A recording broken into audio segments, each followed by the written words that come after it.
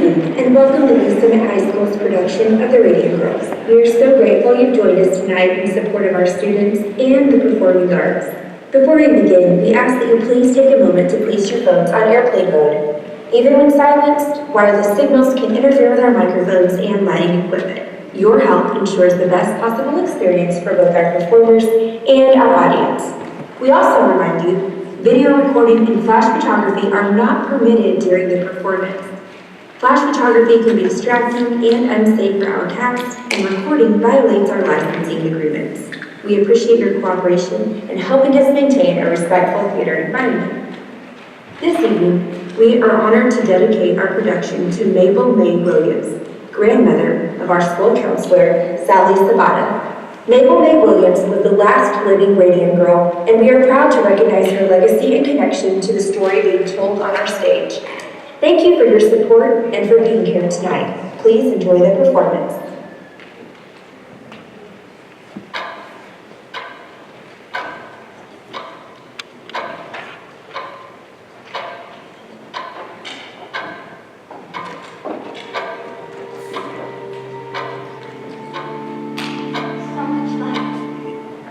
Daylight, all the time, and on sunny days, it almost felt like you were sitting outside. It was that bright. And that surprised you, Grace? Well, it was a factory. I thought it would be dark and dirty. Then why go to work there? I was 15. It was time I paved my own way. Paved your own way. What about school? Oh, I didn't miss it so much. All the girls were so nice. The work wasn't hard.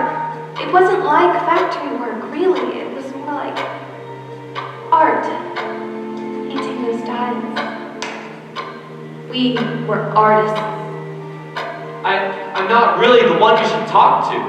Von Shishaki, he's the one you should talk to. Now, Arthur, you know he won't talk to us. It was his process. Tell me about that process, Arthur. You used a powder. We used the powder. The girls mix it with an adhesive to make the paint, and that business with the brushes, I didn't invent that. They were already doing it when I started there. But you knew about it. We all knew about it. We just didn't know what it meant.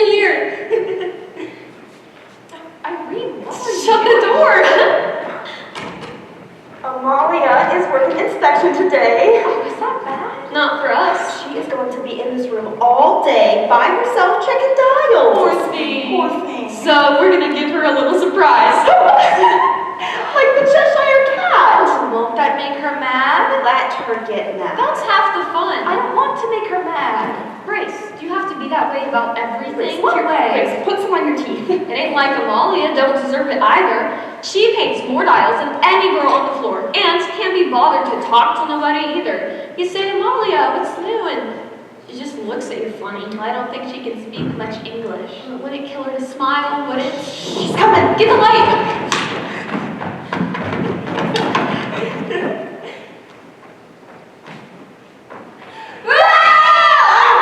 Miss McNeil! Painting your faces? Have you gone off your minds? It was just a joke. Just a joke. A joke like that can cost a girl her job. Now, Miss McNeil. I'm sure that's not necessary. I don't tolerate no foolishness, Doctor. John, very deep. Foolishness we don't want. Do we? Mr. Reader, this is the inspection room. All the dials are completed from here. And these are some of the girls who should on the floor be working. Girls, this is Mr. Reader, my new vice president, and your new plant manager. And I was just telling Mr. Reader what a fine group of girls we have here. He must now think I'm halfway out of my mind. Mr. Reader, perhaps you have some words for the girls? Miss McNeil.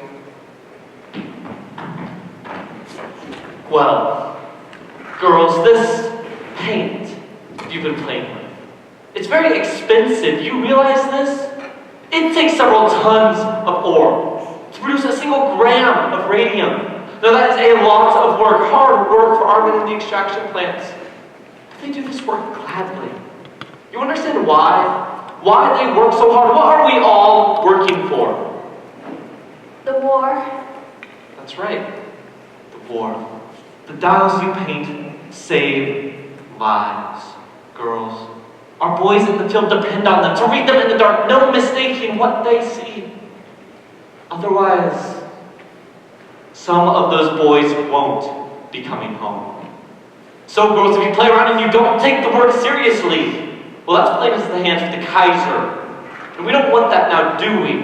No, sir, not at all. Good. Let's leave the tomfoolery at home and come to work. Mr. Reader, I just wanted to say that I'm so sorry and I won't do nothing like this ever again. Dear, just remember this. You do right by us, we'll do right by you.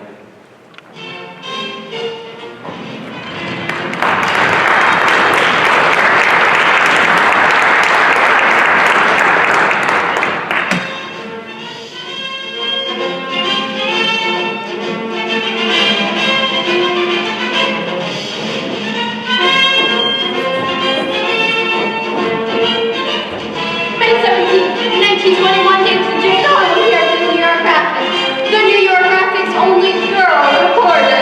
Jack Youngwood, according to the Newark Ledger, Newark's first source for news.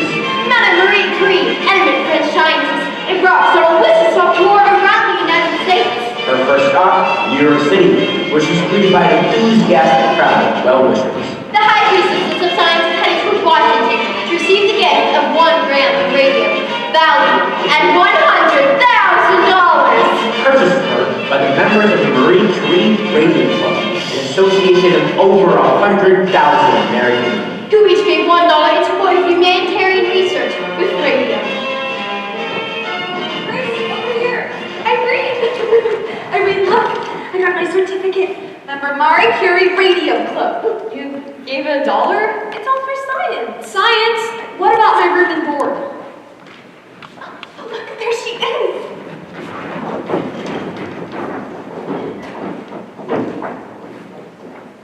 Welcome all. I must ask you, ladies and gentlemen of the press, please limit your questions.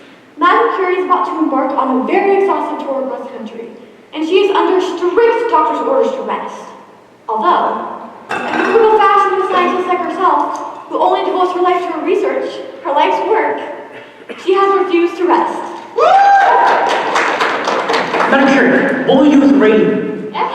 What will you do with the radium? I will continue my studies to find better methods for the treatment of the cancer. Is radium the cure for all cancer? Yes, cure the cancer. That is so. That's why I cure all kinds of the cancer. Some doctors dispute that. Understand the method. There's no question. Radium will cure the cancer. Madame Curie, how have you managed to devote yourself to both your science and your children? It has not been easy. But my doctors share my interest and their gratitude to both science and my work. I am most grateful. Madam Curie. Madam Curie. No more questions. Madame Curie is on a very tight schedule. Miss Andrew Carnegie has sent a car that will escort Dr. Curie personally, as will I, to Washington to meet Mr. President Harding, and he will present the gift of 1 gram of radium. You see that, Charlie? Now that's market opportunity. Let's send her one of our customers' watches, courtesy of the United States Radium Corporation. We're going to need a press release. Radium isn't just for scientists to study. The average American can cherish glory every night. Luminous watches, luminous clocks. Anyone who dismissed these as novelties, look at the last 50 years of inventions. The telegraph, the electric light, The telephone. the automobile. All inventions once dismissed as novelties, as toys. Are now seen as essentials to modern life. Got it. Thought I'll sell some watches. huh? Watches, absolutely. But that's not where the market growth is now, Charlie. You heard the lady. It's the medical market. And Standard Chemical owns it. Only because Von Shishaki lets them. If we wanted, we could have half their business. Just a matter of positioning. Standard Chemical, they publish their own journal, send it out monthly to about 12,000 doctors. Maybe we could do something similar. Something scholarly. that the doctors would respect. A bibliography, listing every article ever published on Oh, radio. and capsule reports. The doctors get the information, find it And fast. have us to thank We'll for send it it. to every doctor in the U.S. Radium Society. Every doctor in the American Medical That's Association. the spirit, Charlie. Advertising, that's the way for the future. It's not just a product anymore. It's the way you promote it.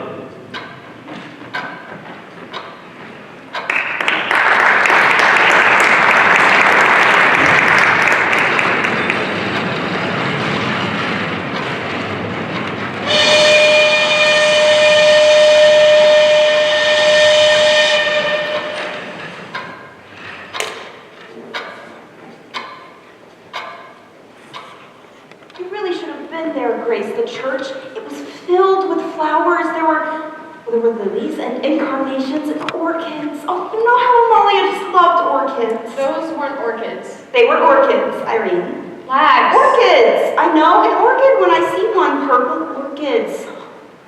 And that smell, Grace, that smell, it was like, Flowers? no, I was going to say heaven. Heaven, I was going to say. The smell was like heaven. Catherine, like heaven, it was just a funeral. You make it out like it was some Valentino It picture. wasn't just a funeral. It was Amalia's, and it was beautiful. You really should have seen it, Grace. The company, they sent a big spray of flowers, too. Carnations. Mums. Yellow carnations. Those were moms. Well, it sounds like a nice service anyhow. Girls, the whistle's already gone. Now then, I've received new instructions this day. We're going back to the old way of pointing the brushes. We're losing too much paint on the cloth. But Yes, Grace? Something you wish to say? Dr. Von Shishaki told me not to do that. He said that it's unsanitary. Unsanitary. Well, I can hardly believe he'd say such a thing. We've been doing it this way since I've been here. You must have misheard him. And you're not to get new brushes until you're done with the old. They've got to be so bad you can't get them to point. You can't make quota like that. Well, you'll do your best, since I have my instructions. I need a new brush.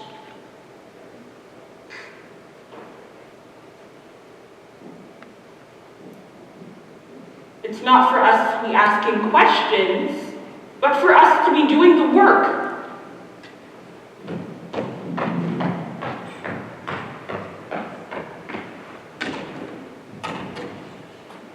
I have my instructions, girls. I have my instructions. Here's an instruction for you, McNeil. Let some of the starch out of your corset. Was she at the service? McNeil, you think she'd cross the street for her own mother? Just about everybody else was, though.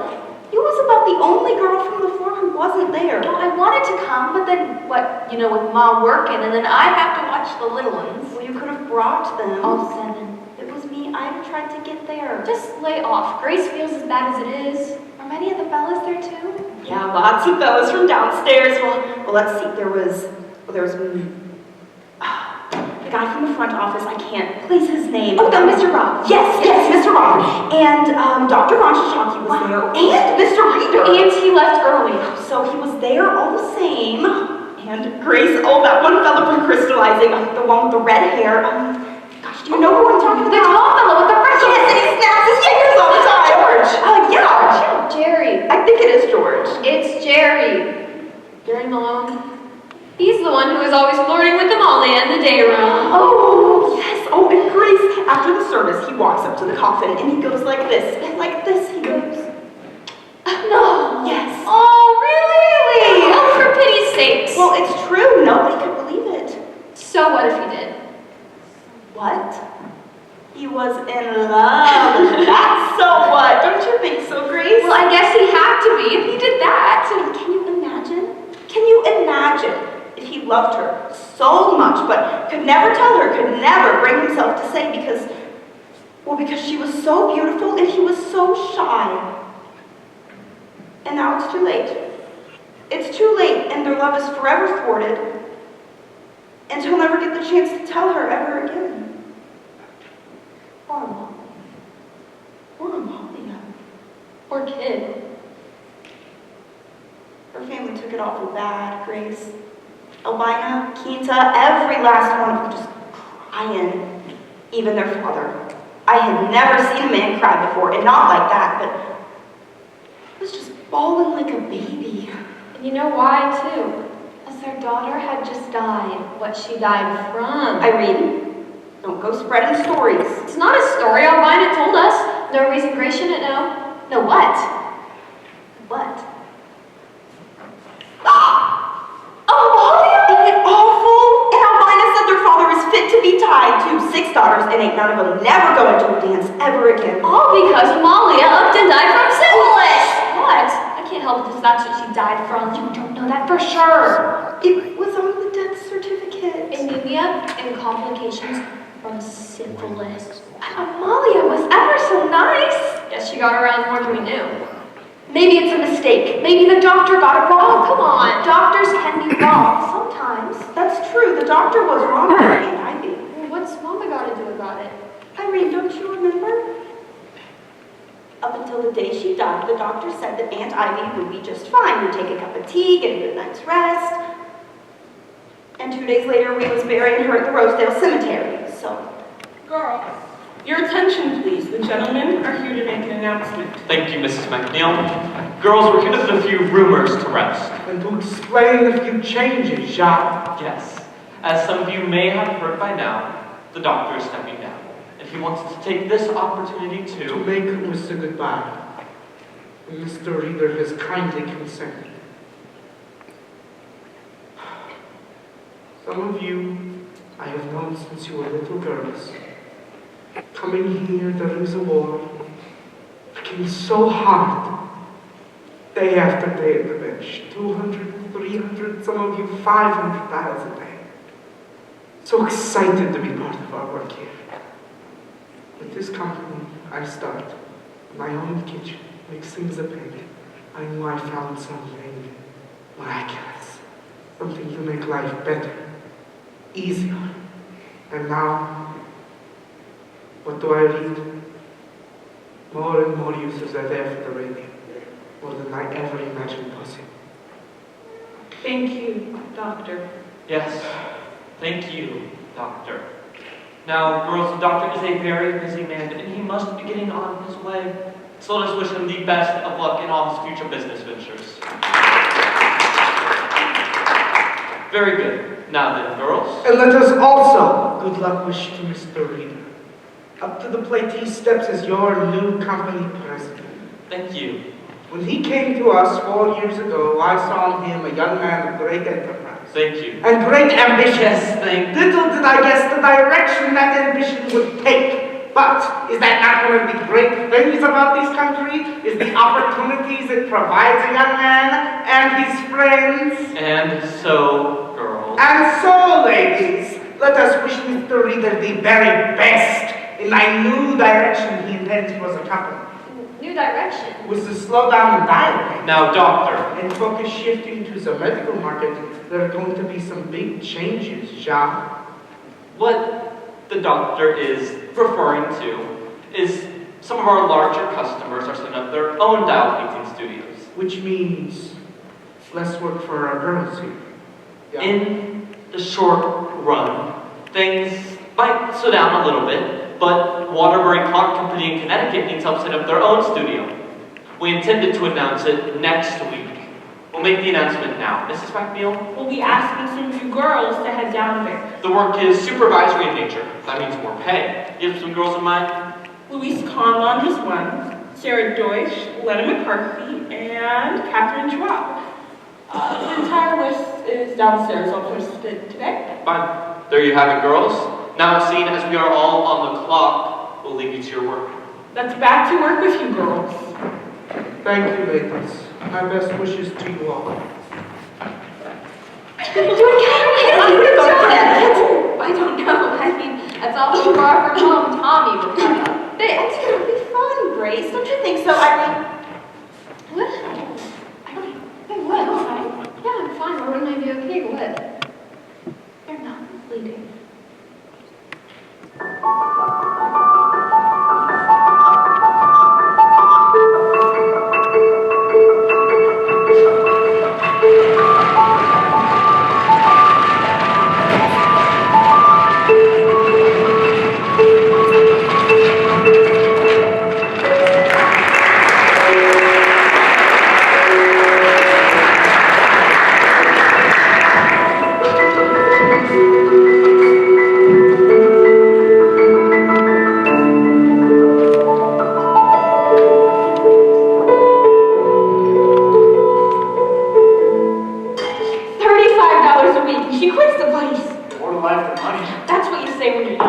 Tom. But you and Grace get to be my age, with a house full of your kids underfoot. Well, thank God for every penny you put by. We got money to put by. How much? Enough to get married on. Don't take much to get married on. Do you have enough to stay married on? You let us get married, we'll find out. Are you still eating, Tommy? It's good. You're going to get fat. Gotta keep up his strength. He works hard for his money. Oh, don't start, Mom. I didn't say nothing. It's your father who hit the roof over it. He didn't hit the roof. You should have seen the man's face, Tom. When he found out Grace wasn't working no more, most girls would give their eye teeth for a job. Good money, easy work, nice looking fellows around the plant. How come you didn't tell me about them, Grace? Wasn't that many of them hardly seemed worth the mention? And she leaves it all behind, for reasons unknown. I'm tired of it up there, she says. Are you tired of the paycheck? I says. Who needs a paycheck? I got a boyfriend to take me out on Saturdays. She said that? Oh, you know I didn't. And for your information, I got a job. I work at the bank on Monday. Oh yeah, the bank. And what's it pay? Enough. Enough. Always enough. Hey, you know what that means, Tom? It don't come close to what it pays up at the radium plant. Oh, it's office work. Office work? Well, I guess that means you'll be spending more money on clothes then. Boy, she is really steaming at you, huh? I don't see what difference it makes so long as I'm working somewhere. It don't make no difference to me. I just thought you liked it up there. Sure, I mean, I liked it, but, I worked there for 4 years. So, I've been delivering mail for almost 8 years. Planning to keep on delivering mail for another 20 or 30 years. If I'm lucky. Nothing like good work and a steady pension to help you sleep at night. Well, I don't have a pension and I sleep just fine. I bet you do. So, how come you quit, Grace? Oh, lots of girls are quitting. Work is slow. Besides, it's not as fun since Irene left.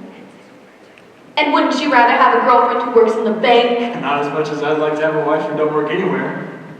Close your eyes. I got a surprise for you. Oh, yeah? You want me to pull the shades? Not that kind of surprise. Close your eyes.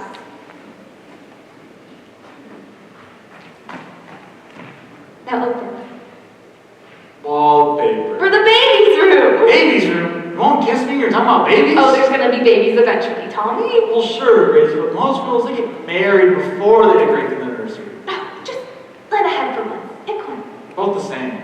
No, they're not. This one has big flowers and that one has little flowers. So pick one. Oh, is this some kind of test? No, it's just wallpaper. It is some kind of test. Just pick one, Tommy. That Really? one. The other one, then. Which do you like better? They're both nice. This one's pretty, don't you think? That one, then. But I want you to like it too. If you like it, I'll like it. Wallpaper is wallpaper. No, it isn't. You gotta pick something you can stand to look at for 20 years. They play big women? You keep that up, smarty pants, you will never get that kiss. Okay. This one. This one, hands down. I like it too.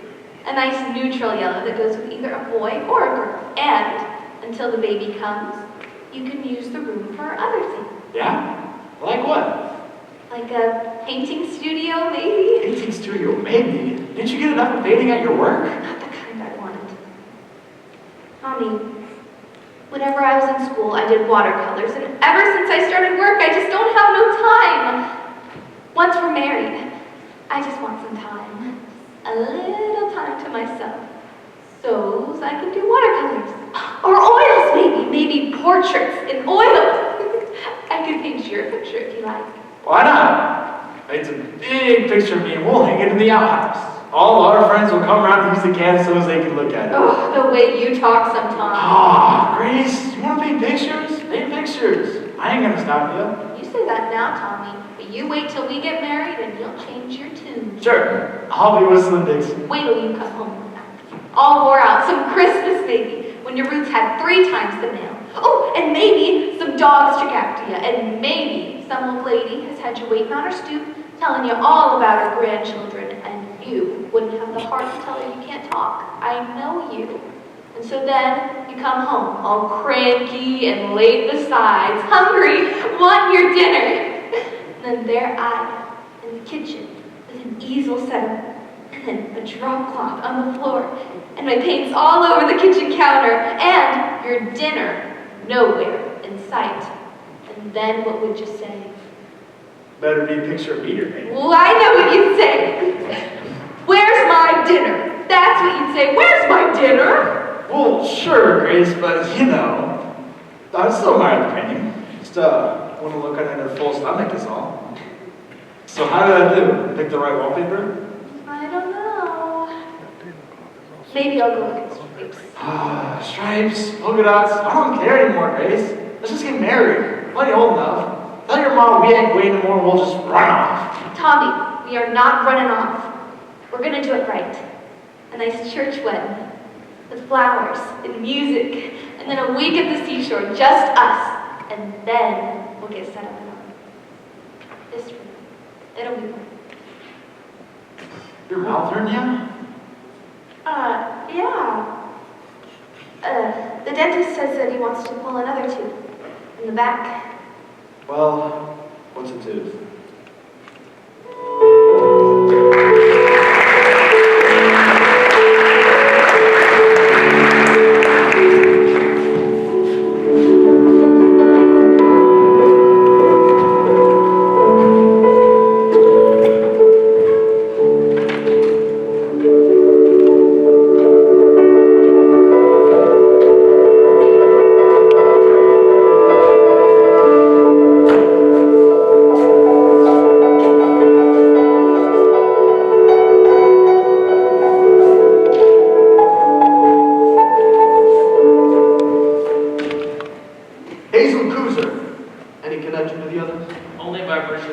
Except she's got a good lawyer. Knows how to write a good letter anyway, that lawyer. And she no longer works here. Left 6 months ago. This makes 4 now. 3. Before we count that Majo girl. I wouldn't include her. She worked here. Well, she also worked other places. And what she died from, you can't pick that up here. At least I don't think you can. That's not funny, Charlie. Besides, it's just idle talk. In my experience, there's usually something to the idle talk when it comes to girls like that. From a large family. Italians. The conditions those people live in. 10 to 12 people in 3 rooms. It's no wonder they don't all die from one infection or another. 3 then. How many dead? Only Miss Magic, except I haven't heard from her people. It's too late for her anyway. The statute of limitations is 2 years. But Miss Kuzer, she's another story. She's in a position to make some trouble now. In all of the time I've been here, no one has so much as slipped on the floor. And now this. We're talking about what? 4 girls out of how many hundreds we've employed? 600, 700 over the years. And some of them were sick before they even got here. One of them that you hired was a complete cripple. She couldn't even climb up the stairs. Her father had to carry her up to the studio It every didn't morning. make any difference to me how she got up the stairs in the morning. Besides, she was a fast worker and a sweet little girl. She was in poor health. She needed the work. Arthur, Charlie! And not just for the money. To feel productive, to have a purpose. That's what work does, Charlie. It gives us purpose. I see no reason we should stop hiring girls like that. If these girls get sick and then try to blame us for it, you might want to reconsider that policy. Let's see what Dr. Drinker has to say. Dr. Drinker? Some professor at the Harvard School of Industrial Hygiene. He chairs the department, and he's agreed to take a look at our operations. Don't you think we're jumping the gun a bit? We had 6 girls quit this week, and Mrs. McNeil tells me there could be more. Girls come and go all the It time. has never been like this. These girls are terrified. We have to do something to help. Oh, and letting Drinker examine them? Yeah, that sounds to me like a recipe for mass hysteria. We'll tell them it's a routine physical. Edward, Companies give physicals all the time. great. Drinker will start next month. In the meantime, however, I recommend we make an offer to Miss Kuzer. Subtle? Well, hold on. There's no proof her problems are all connected to us. If she sues, believe me, you won't like the attention it brings, and neither will your investor. You think this will affect the stock offer? Don't you? Wonderful. We'll open at 30 and close at 10. Or not open at all. But if we give this girl something that'll keep her quiet, It would be a condition of the settlement. maybe we should do it. Suppose that lawyer has a racket going. He finds 7 girls and talks them into making a suit. Then we reward him for his larceny. Unless Miss Kusher genuinely that she believes that she got sick here. It could be like Charlie said. Comes from a large immigrant family, not well educated, not a lot of resources. And a few $100s? Whew, that'd make a big difference to a family like that. Certainly. Pay a few doctor's bills, buy some medicine. From the sound of that letter, I don't think that girl has long to live anyways. So it'd be a gesture of decency then. Exactly. What do you think we should offer?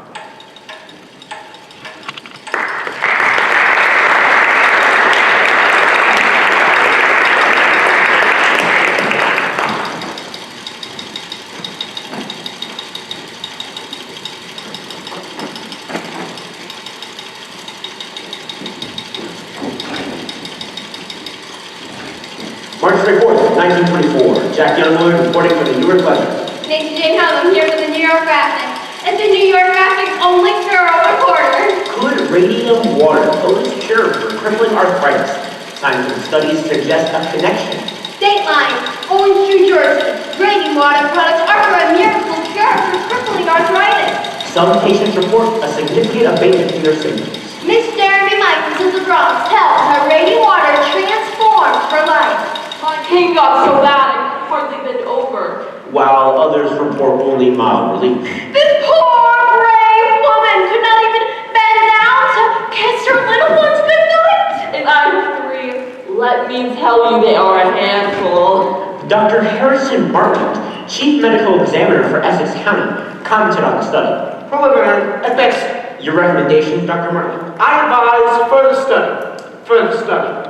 Then, Mrs. Michaels tried Raythor. They said it helped my rheumatism, so I drank a bottle a day for a month. It wasn't cheap, but I was desperate. The test sample was questionably small. At first, it hit me like a bolt of lightning. It was that powerful. Now I drink a bottle a week just to maintain my health. I hang laundry and scrub the kitchen floor the same way I've always done. Dr. William J.A. Bailey of Orange, inventor of Raythor, reports strong demand for his product. Dr. William Bailey of Orange announces sales of Raythor exceed 100,000 cases worldwide. Radioactivity is one of the most remarkable forms of medical science.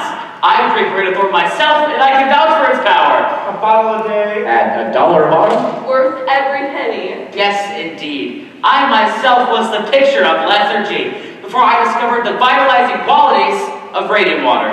Now look at me. I am nearly 50 years old, and yet I have the energy of a man in his 30s. Well, you rather look like a man in his 30s. Why, thank you. Testament to time's potency. For the seller's creativity. Radiator. It is perpetual sunshine. And a perpetual money machine for its inventor. Is there no end to what science can do?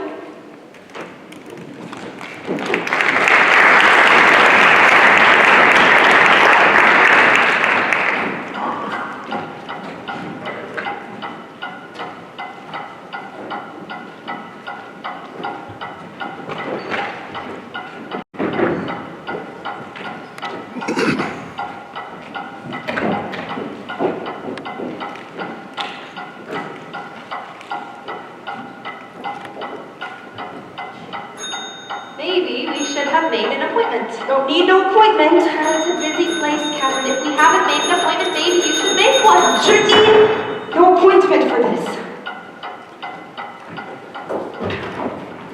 I'm sorry, I don't find anything under Schwab. Rudolph. Rudolph. Irene Rudolph. The girl I'm asking about? Did she file the complaint? No! Her dentist did. Dentist? Yes! Dr. Neff, Irene's dentist, said that she might have Fossy Jaw and that he was going to ask the health department about it, but when he got back to me, he said he hadn't heard nothing, and now it has been more than 6 months! Bossy Jaw, you said? Yes! Catherine, it could have been like the doctor said, a blood infection. Yeah, but what gave it to her? That's the thing. What's it from? Birds. You get infections from birds. From dirt.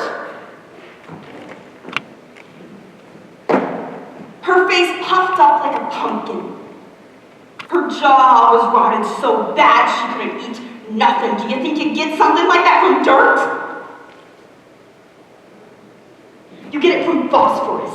They are telling everybody that it is radium in that paint that makes it glow, but it is really phosphorus. Honestly, Catherine, you can't really believe that. Grace, you saw her. Catherine, it was like you said. They didn't ever let you work up there in the first place. Sure, they just shut the place down. Oh, shut it down! Who was going to shut it down? Oh, I don't know the county. Oh, Grace, you're such a nanny. Hey. How are they going to shut it down if they didn't know about it? Did you ever think of that one? All right, Tommy. He's just upset. Say, she She's gone around the bend. She probably thinks that they're dumping arsenic in the drinking water. Next will be that they're kidnapping babies and using them to stoke the furnace. You can go ahead and laugh. You won't be laughing so hard when it's you coming here in 6 months asking after Grace. Oh, for crying out loud. It's just a toothache. Just a toothache. That's how it started for Irene. It's a toothache. You wait, Grace. You wait. You'll wake up one morning, your gums will hurt so bad you won't be able to open your mouth. You will be so weak and so sick you won't be able to sleep. The pain will be so bad you won't be able to stand up, and your jaw will be so swollen you won't be able to stand beside Catherine, I said stop it! Grace is fine. Right, Gracie? Irene Rudolph. Yes.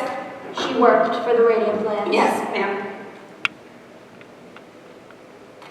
Nothing. The company is in full compliance with all state health and labor regulations. They ordered an analysis of the paint. You see that? Miss! Really?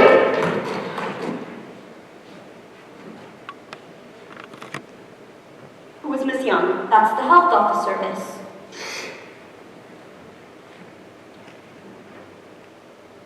Paint is a harmless compound of radium and zinc? As I was saying, the analysis shows there's no phosphorus in the paint. There's no phosphorus anywhere in the plant. There.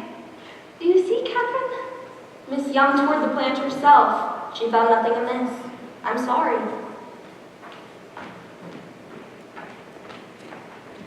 Well, guess we can go get some lunch.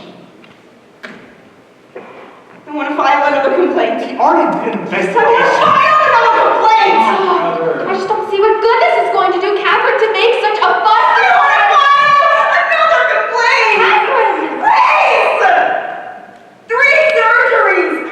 And they wanted to cover again! Finally said no. She knew.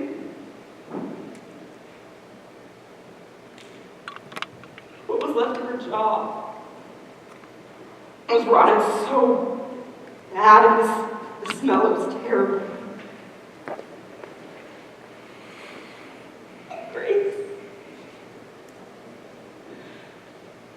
Grace, the worst of it is that I couldn't look at her. Irene's worst fear was to be left alone, and I left her alone.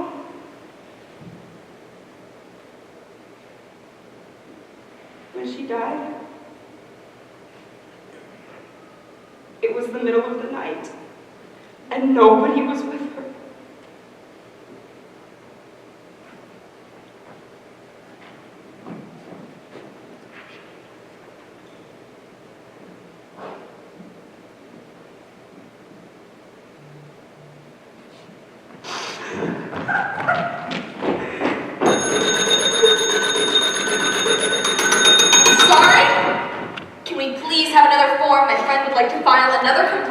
Another complaint. Is the girl still sick? No. She died. Wait right here.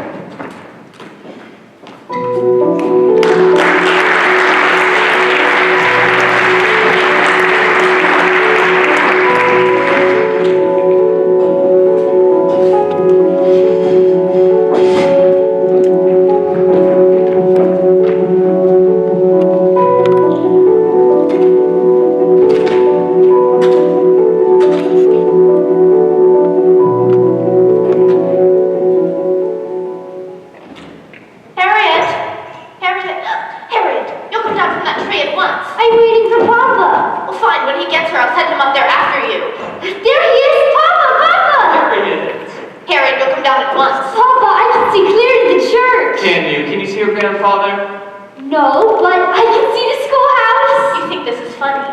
She's enjoying herself. Harriet! Tell you what, she has no one to shop to. Sure shall. They can hear her all over the neighborhood. Can they? When she comes down here, I'd like you to speak with her. She's 9 years old, Diane. I'm trying to raise a daughter, not a son. Tell you what, time is on your side. In a couple of years, she'll lose all interest in trees and develop a fascination with boys. That's supposed to scare me. When that comes, you'll be frantic, because she no longer wants to climb trees. What's this? Something to give you vitality. I think I need vitality. It's what it says on the bottle. Is Wanna it try some? pure? We're a supplier. You want to try it? If it will give me vitality, how can I refuse? Your father came by to see me today. Another hard luck case? 4 children at home, all under the age of 6. Let me guess. Wife in the hospital with cancer. Yes, And the husband's been laid off from, let's see, the brickyard? yes. Though no fault of his own. How did you know? Dad came by to see me the other day. You know, it is never enough with him. To have ordinary ambitions, you have to have a mission in life. And you do. No, I have a business plan. You can't tell me you wouldn't help this man if you could. If I could, but I can't give him a job that doesn't exist. What about Dan Lehman? Dan? Maybe he could use some help. Dan in the laboratory? No, Dan needs trained technicians, not a bricklayer. Besides, can't you send him to Miss Middleton? Don't you women have a social club for this sort of thing? You mean the Women's Club Civics Committee?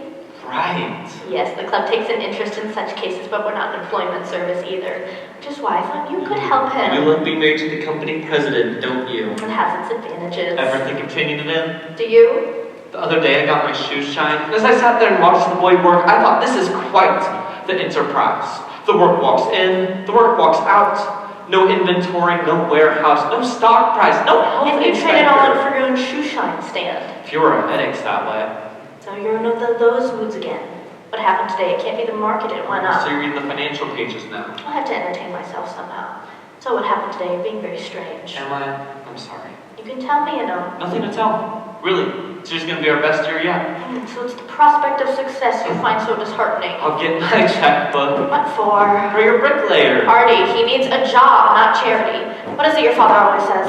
A working man needs to work. It wears on his soul not to work. If it's a matter of soul, that's different. I'll have him talk to Dan. Artie. But I make no promises, Diane. No promises. To your help.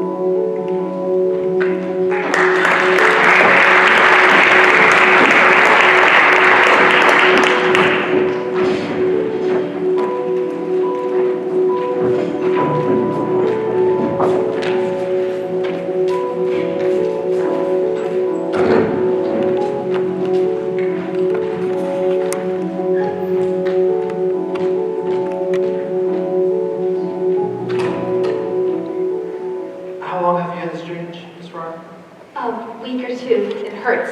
Something awful, Doctor. Anything else bothering you? Back hurts some, too. You're back now. You seen your regular doctor? He says it's nerves. Nerves? About my wedding and all. Ain't no case of nerves, Miss Fryer. I hope you told him that. What do you think? I think you should schedule that surgery. Couldn't we put it off just a little? You know, until after my wedding. Well, you don't have that surgery, you won't have no wedding. Oh? Miss Fryer, I need you to listen to me carefully. Your jawbone is decaying. That's the black pus oozing out of your gums. It's the bone itself. That's impossible. To Mr. Arthur Reeder, U.S. Radium Corporation. From Cecil's Drinker, Harvard University closes our report. Finally! We believe the trouble in your plant is due to the radium. The radium? I mean, it can't be as bad as all that. This is impossible. Put off the surgery and you will develop a septic condition. It can't be. The blood changes in your employees can be explained on no other grounds. Everything I've got. I've saved for my wedding. Photographic films created by employees show heavy fogging. Well, I've got a suggestion for you. And we suspect high levels of gamma radiation throughout the plant. Go to the radium plant and explain your situation. Go to the company. We realize no proof can be offered at present. And once they see what kind of shape you're in, This is impossible. they've got to feel obligated to help you out. But in view of the material in the literature, It's a mistake. and the facts disclosed by our investigation, I don't see how they could refuse. we recommend immediate and drastic remedial action. Look, if you want, I'll write to them for you. They can work through me, just pay my bills directly. Think they'd do that? Charlie! They got a more obligation, don't you think? I guess so. Do it. I'll go grab some papers. He's wrong. That's it, he's wrong. Charlie, he has to be wrong. He must have overlooked something. If there's a new ailment caused by the radium, it should occur generally throughout the plant. One would expect there are several hundred milligrams present at all times in the big vat. Some are within the crystallizing, the processing. And the entire backyard is filled with its tailings. Radium is present in good quantities all over the property.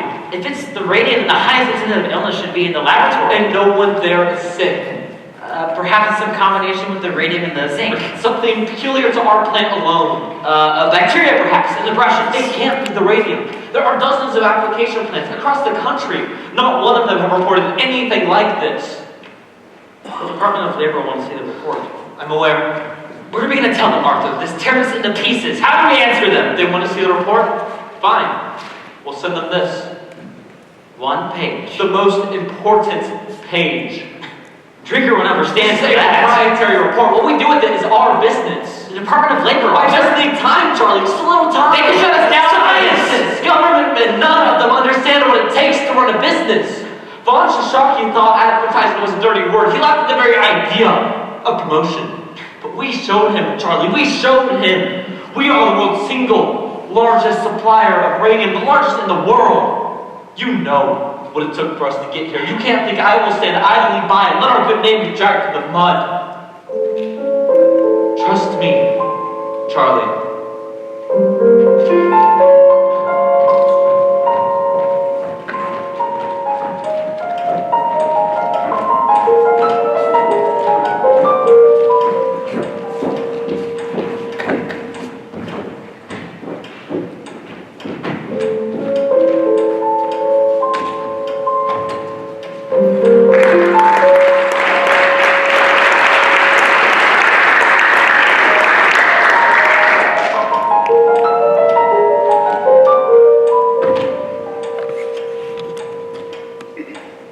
Dr. Flynn, it's awful nice of you to come all this way. Not at all, my dear. Not at all. I told my surgeon he was coming over, so he gave me the results of my blood work. Excellent. And so... I'm the same as Friar. Your blood looks better than mine. Oh, it does! That's an average to an old man who smokes. Now tell me, what is troubling you? Oh, my feet and my back mostly. I've had to wear a brace for a while now. And this happened before or after you left the company? After I left. Dr. Neff says this all has to do with the radium company. I know another girl from the plant who died from it. I mean, Yes. Terrible thing, really. Vincent's angina. What's that? It's an ulcerated condition of the mouth, my dear. From the radium? No. It is an unfortunate and rare result of poor dental care. Let this be a lesson to you. Always brush your teeth. I saw something else about this in the papers. About the other girls who got sick. One girl I worked with for a while. And now she's in New York. In the hospital. And the doctors, I mean, they don't know what to do. They've never seen anything like it. Why? You cannot possibly be telling me you're listening to the papers. Those stories are not scientific. But Reporters are not scientific. They do not follow scientific methods. They write to sell, not to educate. The scientist is not concerned with what sells, Miss Fryer. He is concerned with the truth. It undertakes years of painstaking study to arrive at a conclusion of intricate natural processes that the average man cannot presume to comprehend. You would do well to ignore the nonsense that they post in those newspapers and to listen to science, because, Miss Fryer, I can assure you right now, radium has nothing to do with what's ailing you. it doesn't. Not in the least. Then what is ailing me? Poor diet, Miss Fryer. Poor diet. But Dr. Neff said... Dr. Neff is a dentist, not a physician. What you have is a vitamin deficiency. You must eat more fresh fruit. Hard to do in the winter. And raw meat as well, particularly calf's liver. Cook it if you must, but eat it no less than twice a week. No, Miss Fryer. I am a scientist, and I take a purely scientific interest in your situation. By allowing me to examine you, you are furthering my own studies. I thank you. Call me anytime, day or night. Thanks, Dr. Flynn. Pleasure to be of service, my dear.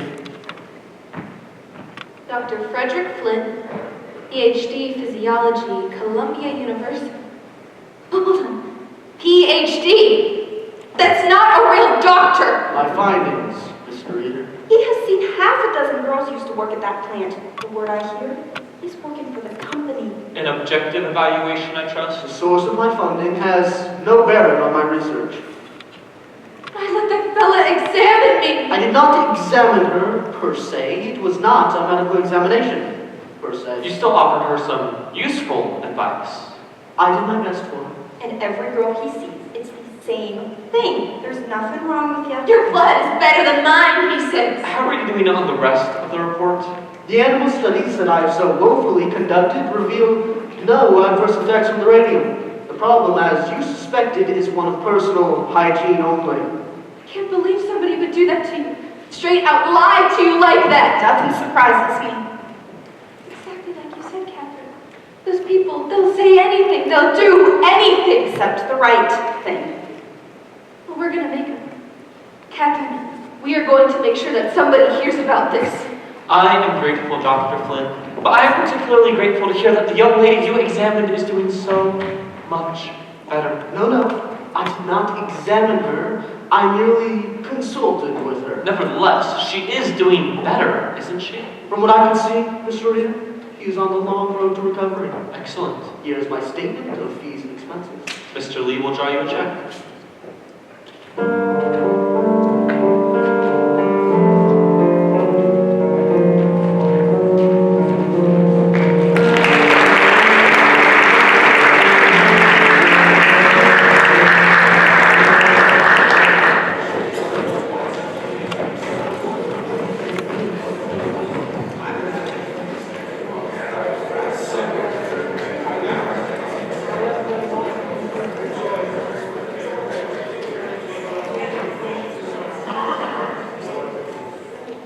So I leave you now with this one thought.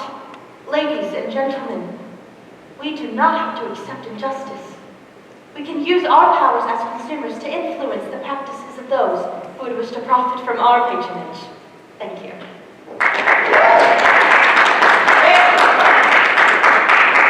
Thank you, Miss Wiley. And thank you to the New Jersey's Consumers League for another job well done.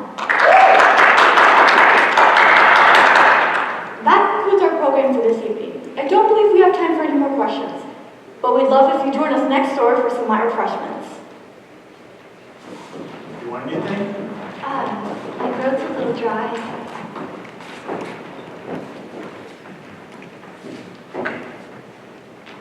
Oh, can I help you with this? Oh, I'm just here to see Miss Wiley. Oh, are you a member of the Women's Club? No, ma'am. Are you a guest of the Women's Club? No, ma'am, but Miss I'm Wiley sure is. she'd love to see you during her business. I'm not leaving here till I see Miss Wiley. It's all right, Mrs. Middleton. It's fine. You must be Miss Fryer. Yes, ma'am. Miss Young at the health department said that I should come see you, and I know that I should have stopped by your office beforehand, but I have missed so much work recently, and I didn't want to miss no more. No need to apologize. I had been meaning to call you myself.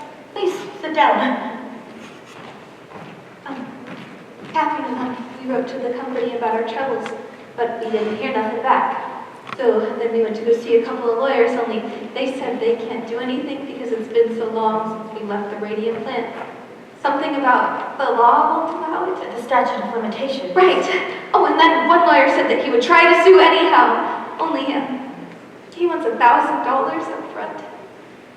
And I've already spent everything that I've saved for my wedding on doctors and dentists and hospitals, and I still don't know what's wrong exactly. And then Tom, that's my fella, he says he just don't care, that he wants to get married anyhow, only I just wonder, what good would I do him like this? And so, Miss Wiley, if I could just get some kind of compensation, I could settle my debts. And then maybe I wouldn't feel like I was saddling Tom with such a burden. Oh, I'm so sorry to rattle on a chin about these things. I'm just so tired of being pushed around. I don't blame you. Will you help us? Tell me, Miss Fryer, just how far are you willing to go with this? Ma'am? Suppose I do find a lawyer to take your case. Someone willing to take it on a contingency. You wouldn't have to pay him unless you won. Would you be willing to sue? I want my compensation. Of course you do.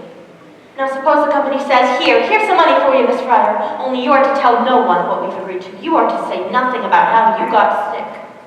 But quiet people. Yes, That don't seem right. it isn't right. And that's what they'll do. They will try to buy your silence. Is it for sale, Miss Fryer? No. No, ma'am, isn't. Good.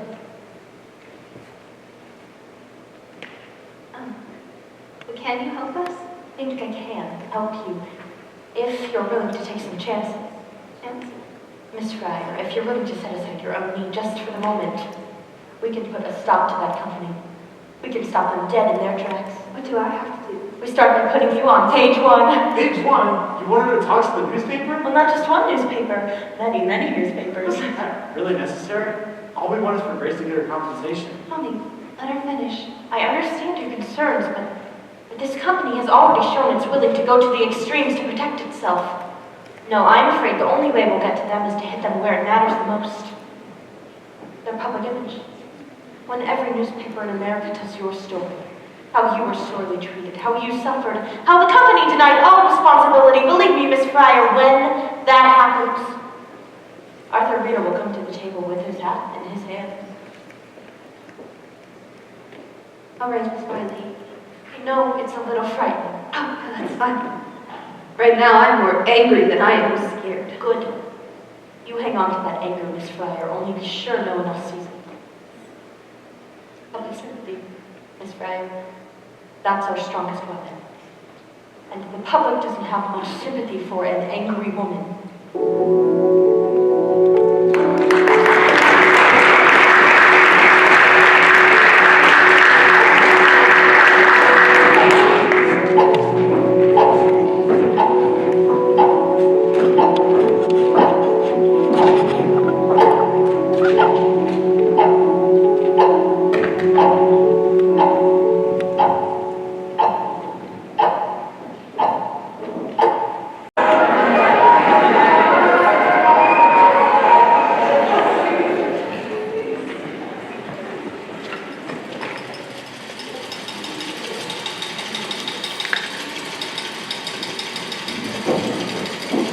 December 4th, 1927, Jack Young was reported to the New York Ledger Thanks, Jane Harlow for the New York Athlete, on the strange case of the Radium Girls, who claimed they were poisoned at the hands of their employer. and now seek their day in court.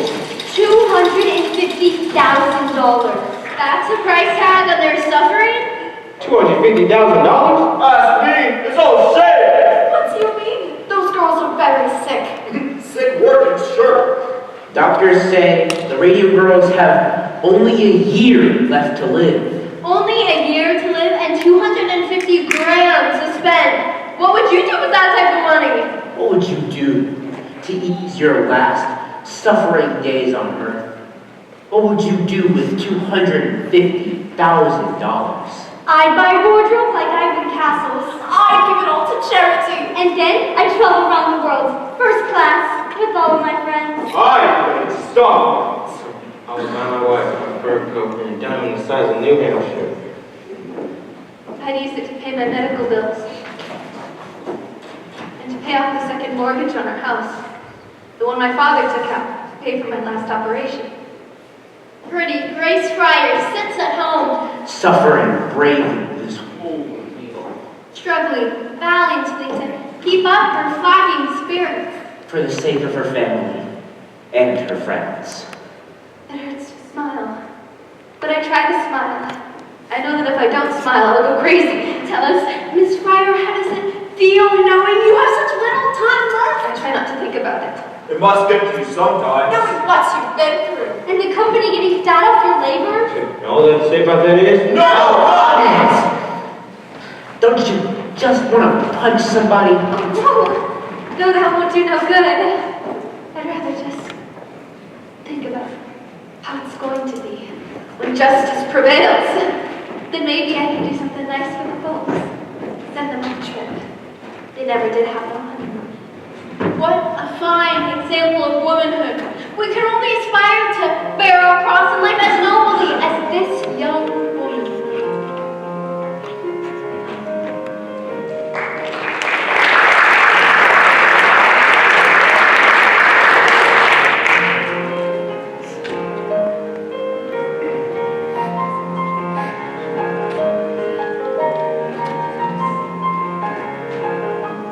Mr. Barry, I must object to this kind of distrust. I had nothing to do with that, Mr. Markley. I've been in this game a long time, Mr. Barry. When I see a story like this move over the wires, I am not so naive as to believe a plaintiff's attorney has nothing to do with it. What is your proposal? $1,500 to each girl. $1,500. It's not even a year's wages. We think it's pretty generous considering your case won't survive the statute of limitations. This is a case of equity, Mr. Markley. The Chancery Court will come to a different The conclusion. Chancery Court can't rewrite the law, and the law is clear. 2 years from the date of injury, your clients are out of time. 2 years from the date the cause of injury is discovered. Very clever, Mr. Barry. Very clever. I admire your imagination, but you have a long way to go before you convince the judge. In the meantime, Mr. Markley, the press will continue to take a great interest in his story and in the company's complete indifference to its workers. Oh, and no doubt that'll prove to be good press for the Consumers League. And you accuse us of exploiting these girls. You're the one hiding behind the statute of limitations. Hiding, Miss Wiley? You know very well the law never anticipated a situation like this. Well, these girls were dying years before anyone knew the cause. Before anyone knew? Does that include the U.S. Radium Corporation, Miss Wiley? When, or should I say if, this case goes to court, I only hope that's your opening argument, Mr. Barry. You will have made our defense. See you at the hearing.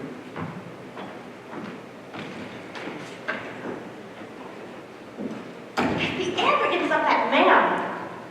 Tell me again the purpose of these articles, Miss Wiley. Public sympathy, Mr. Barry. That's the engine of reform. You're antagonizing the company. Then the strategy's working. And what about the girls? How does it help them to read a dozen different newspapers that they have so little time left to live? Mr. Barry, surely you see. The U.S. Radium Corporation cares nothing about the girls it has poisoned. But the average housewife in Orange cares very deeply. And so do millions of other women across the country. These women shop. They buy watches. Markley can be as smug as he likes, but the Consumers League campaign will lead to one outcome, and he knows it. That's why he was here today. I can only hope you're right, Miss Wiley. Public sympathy, Mr. Barry. Wait and see.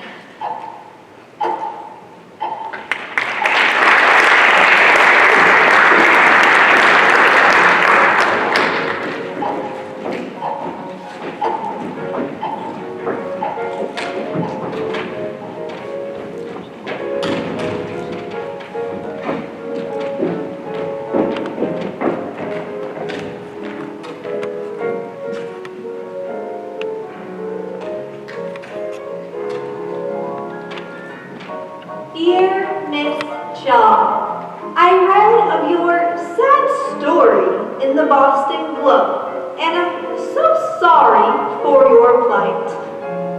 It seems in this time of rapid advancement, the well-being of the average worker is overlooked. I would like to share with you girls the key to my good health at the age of 92. It is called Christian Science. Dear Miss Ryder, I read of your woeful situation in the Atlantic Constitution, and I am prepared to give you an offer. Venacine. Venacine is a wonder tonic made from all natural ingredients, and it will restore your health and vitality. I'm prepared to give you girls a lifetime supply of Venacine in exchange for the exclusive rights to your photos in our advertisement. Dear girl, I read of you in the Dillon's Gazette. See, I run about 100 head of cattle up here, and I do quite all right by myself. But I have always longed for a companion, and I'd be well equipped to offer you a comfortable home in your final hours. A girl like you has suffered so much. Don't you think you deserve a few fleeting hours of happiness? Sincerely, your admirer, Leonard F. Watkins. P.S. Encloses my picture. Oh, look at this, Catherine. This man actually sent a picture. Are you all right, Catherine?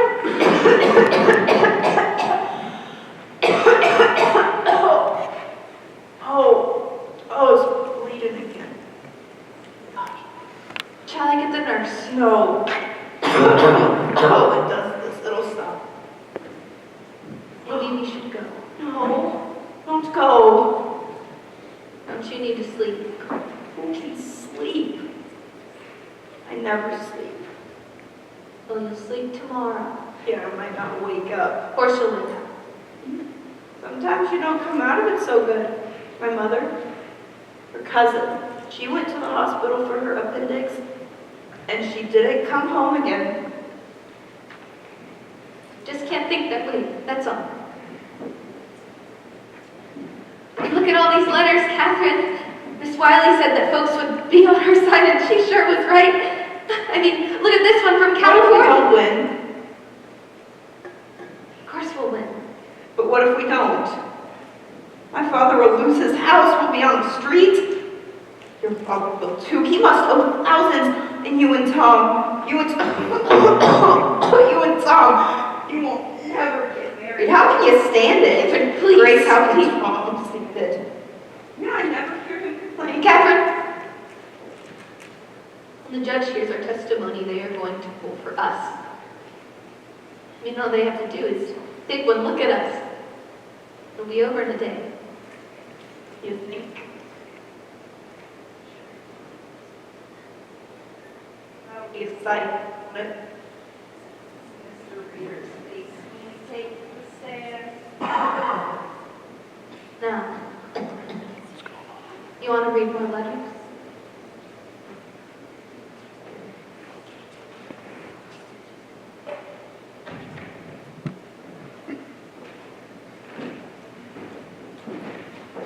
They didn't have enough vanilla, so I got chocolate. Took you long enough. Don't get on me. I had 6 people stop me on the way over here. All of them reporters and all of them asking after you. Probably waiting for me to die. No one is waiting for you to die. No, it's true. One of them called my mother, asking if I was dead yet, and when she said no, he sounded disappointed. Some of this. You'll feel better.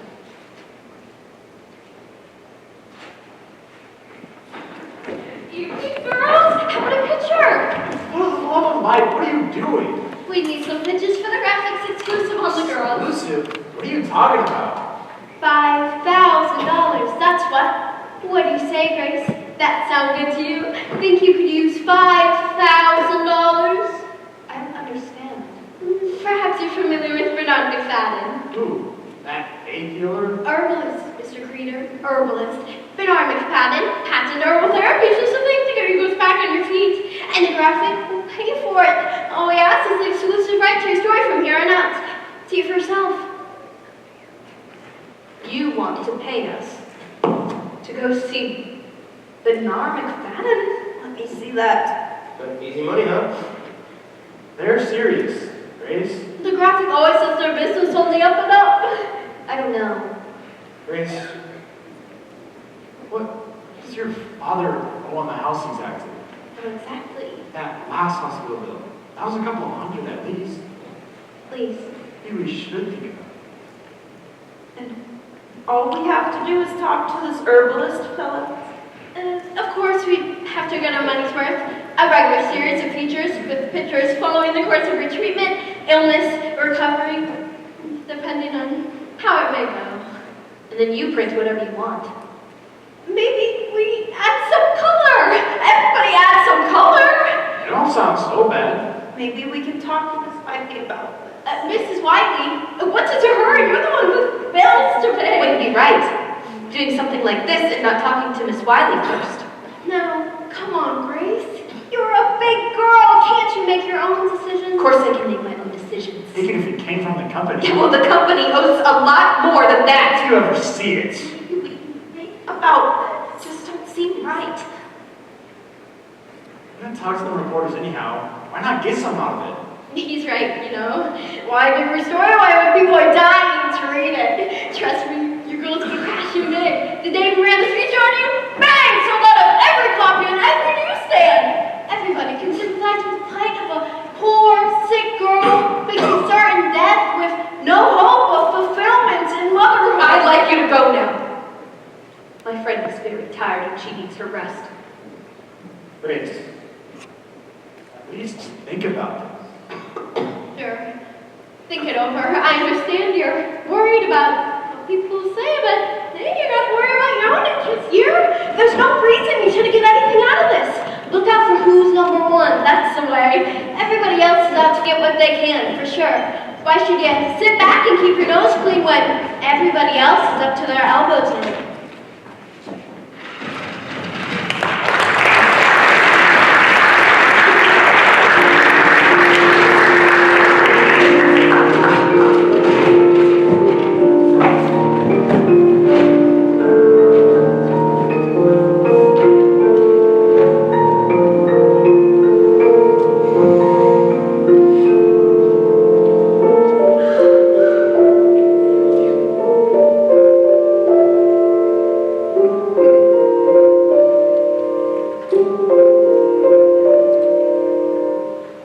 Gentlemen, I have treated a number of the girls who claimed they got sick here.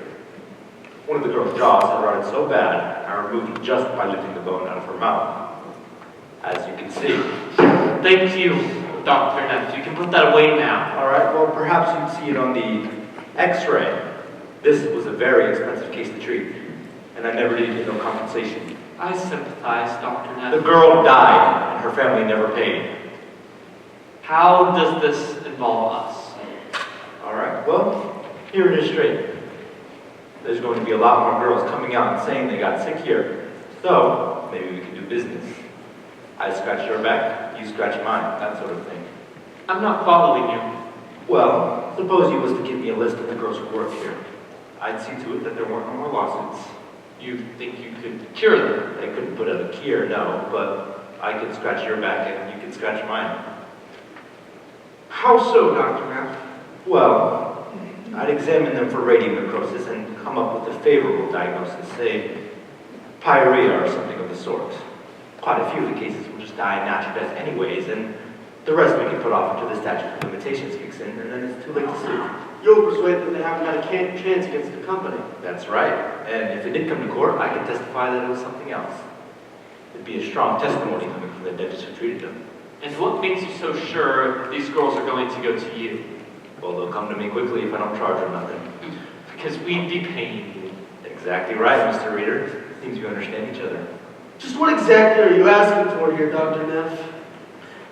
Well, I need $10,000 for my trouble so far, and for every girl I'd agree to see from here on out. Plus $2 for every visit and expenses for the x-rays. I'm suggesting a gentleman's agreement here. Better off if it's not in writing. No. All right, we'll put it in writing then. We will do nothing of the sort. Your proposal is immoral, and we will have nothing to do with it. Immoral? You're fine when to be talking about morals, Mr. Reader. Mr. Lee. When you got your own hired guns, ready to testify. Those are expert witnesses. Expert witnesses? Those are paid lackeys, and none of them got the dirt I got. If you're smart, you play ball with me. Because believe me, there's plenty of other folk interested in the information. Are you threatening me? Just a business proposition, Mr. Reader. Looking out for my interests the same way you look out for yours. Mr. Lee, see Dr. Neff to the... All right! You don't want to play ball. Fine.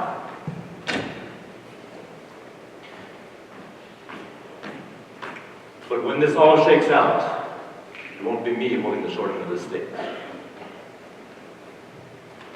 Gentlemen, I want all of you to release statements on what happened here today. We'll send them to the State Dental Society.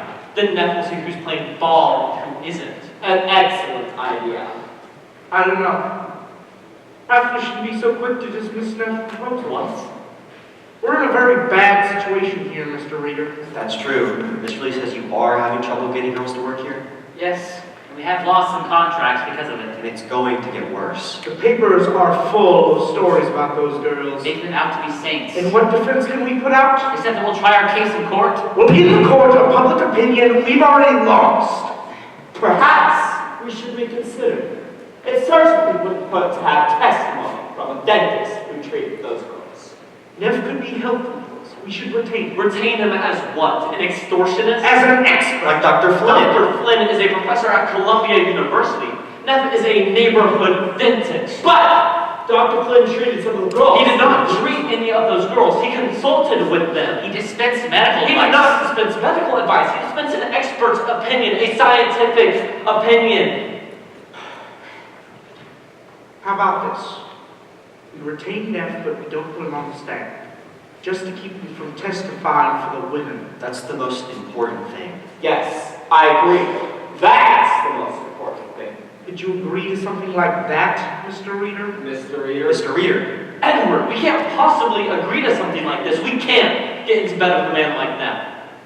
Gentlemen, Arthur's right. We cannot do business with Neff. Hold on. He could hurt us. We have to take some kind of steps. Charlie, Neff's sort of giving us everything we need. New evidence, gentlemen. This is grounds for postponement.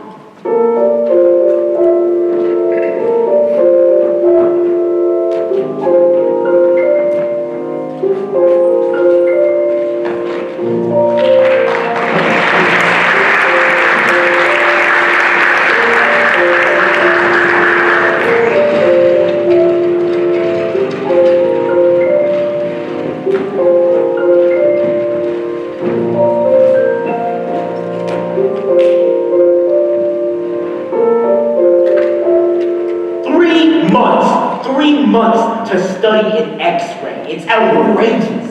And the girls, did you see the girls? Their eyes were like saucers looking at me, terrified. Mr. Barry. How are they going to hold out 3 more months? Catherine Shaw could barely make it in the courtroom today. And Grace, she was trying so hard not to cry.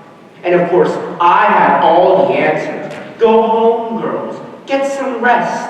That's all I can do. Get some rest. You're doing wonderfully, Mr. Barry. It's a difficult case. I don't understand people like Reader and Markley. How can they play this kind of game with those girls sitting right there? Maybe this will help to explain. I received a letter. You would think the company would be eager to settle this. Well, with the publicity this has been getting. But no, Markley seems to enjoy the sport of it. What did he get away with? He's cold. Very cold. Mr. Barry. What's this? It's from Catherine Drinker. Miss Cecil Drinker of Harvard. She's an industrial hygienist also. She worked with Dr. Drinker on his study of the radium plant. It was a joint effort, actually. That's very interesting, Miss Wiley, but we've already seen this document. There's nothing in it to help us. You've only seen part of it. Please, this is the complete report. I received it this morning. Mrs. Drinker has been following our story very closely in the papers, and she was particularly disturbed to read that last article in the Ledger, the one where he says her study clears the company. He doctored the report. Reader doctored the report. Apparently, he pulled out one page listing the blood conditions of a dozen employees and passed it off as the whole thing. That doesn't look so bad by itself, does it? But in context, it's a somewhat different picture. We can use this. Yes, but that should impress the judge. The judge, Miss Wiley, I will not wait 3 months to make use of this. Why don't you call that contact you have in the New York World? If Reader will let us present our evidence in the courtroom, he can read about it in the newspaper.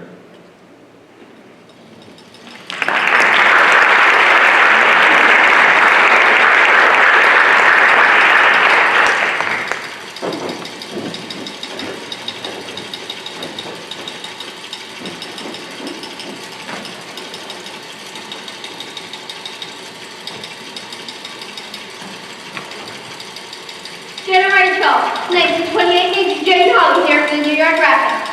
Radium Girls go to court today. Radium Girls knock at the door of injustice. Will they be heard? These 4 innocent girls face pain, disfigurement, ruin, and death. As the clock ticks away on these precious moments, a hearing begins in the Chancery Court, where the U.S. Rating Corporation demands postponement, while plaintiff's attorney Raymond Barry makes a shocking disclosure, showing that the company lies in permanent oblivion, showing that it distorted the results of Harvard studies, concealing the ill effects of its products. Read all about the ledger. Read it in the graphic. We care because you care.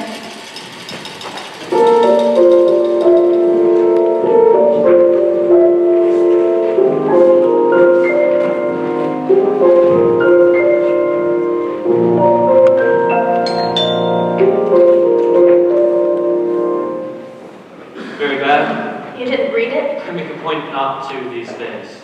Only other people would do the same. Mrs. Mitchell from across the street, she walked right past me this morning, didn't say a word to me. I know she saw me, and the women at the market, and the greengrocer. Why, they glance at each other. And Mrs. Middleton and the other ladies at the club. The whispers. Why don't we read the journal instead? I saw that here. You know, today someone at the club actually had the nerve to say to me, "Is it true? Is it true?" she said. "Did your husband really poison those women?" And I said, "Mrs. Cowles, if you think it is true, why would you speak to me at all? I certainly would not associate myself with a woman whose husband did such things." Why do you go there then, if that's the way people are? I've been a member for years. What do you want me to say, Diane? That I knew we were poisoning people, we were making too much money so we couldn't quit. Is that what you want me to say? I certainly don't want you to say such a thing. Even if it were true. Or especially if it were true. Is it true? Is that what you think? What would you like me to think? For God's sake, Diane, can't you see what's happening here? It's Von Shishaki. He's the one that's behind all of this. He's been feeding information to the Consumers League so they can railroad. Why would the Consumers League? Bunch of radical women, half of them are reds probably, socialists. Same thing with that club you belong to. What? You women think you can go around fixing the world's problems. I can't, I'm sorry. You're gonna quit that club. Quit the club? And stop feeding that idiot Mrs. Middleton. You're not making She doesn't know anything. Those women don't know anything. You don't know anything. Did you lie to the Department of Labor? What? Did you lie? I didn't lie. I just disagreed with Drinker's results. Arthur. I have a fiduciary duty to the company. I can't listen to this. Diane, I have documents, articles. Tumors the size of baseballs. Radiotherapy, and they're gone. I'm tired. I'm going upstairs. We save lives. We make lives better. Mild radiotherapy invigorates. You can't possibly think I would set out to poison people. Can you? No. Would I ever do anything to hurt you or to hurt Harriet? Certainly not. Then 13 girls have died. people die every day. The newspaper is full of death notices. Young, old, children younger than Harriet die every day. They worked for you. They work for other people too. I have a report from Columbia University, an expert in industrial hygiene just like Drinker. He says the radium is not to do with the illnesses. Then what could the cause be? I don't know. I've tried to find out. Nobody knows. Diane, you believe me, don't you? If you don't believe me, then none of this was worth it. Artie. Do you remember what you said to me? The day I decided to quit the ministry. You can do as much good in a boardroom as you can in a church. Do you remember? You think I would forget? I was such a scared kid. And my dad, he was my idol. I couldn't have done it if it wasn't for what you said. I'm sure you would have, Artie. Ever since then, he's been looking for signs. Signs that my soul is lost. You don't think that, do you? That my soul is lost? You're a good man, Artie. We save lives. You save lives. It's all been for you. You know that, don't you? I know. For you. Don't let that be another reporter. No, don't get it. Arthur! Charlie? Is that Mr. Lee? Charlie, for God's sake, what are you doing here? I just got off the telephone with someone from the ledger. Just couldn't wait until morning. Oh, I'm sorry. Good evening. Mr. Lee. It's Dr. Lehman. Dan? He's dead, Arthur. What? He died this morning. That's not possible. I saw him last week. No, he was just here a month ago for cards. He was just here. Martlin's already done the autopsy. He said it was from severe anemia. They're blaming the radium. The ledger's going to run it on page 1. I told them to have the statement ready by 8 o'clock. That's when they need it by, so that I can run tomorrow. When are the services? Sorry? The services. I don't know. Well, we'll send flowers. Diane. Right. We'll send flowers. I should call Louise. She's probably Yes, so call sad. Louise. We should go see her right now. I wouldn't do that. Why ever not? Louise is planning to sue. Louise? The reporter from the ledger told me she's planning to sue on a wrongful death action. I already have a statement put together. A company chemist, worked for us for over 8 years, was always in poor health, recently in decline. But Dan was never sickly. He was always sailing or on the golf course or his garden. Artie, he had a beautiful garden. Let's take care of this in the morning, Charlie. Of course. I'm so sorry you're being just terrible to Mrs. Reader. Good night, Mr. Lee. Good night, Mister. Charlie can be a bit excessive at times. I mean, we'll have to say something. I don't know what we'll say, but the shareholders... It's all right. It's necessary. You needn't explain. I said it's all right. We'll be rid of this now. There's half a case under the sink. We'll be rid of that too. We'll have no more of it in this household. I'll get it. Diane, I'm in too far to quit. I really didn't expect you to.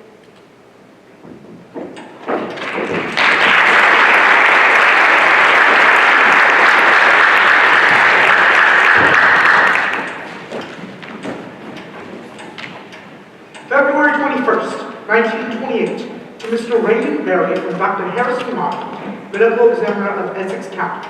We have examined the remains of the deceased Amalia Magia. We have discovered the following radioactive substances in large quantities in the lower jaw, the upper jaw, and the lumbar vertebrae.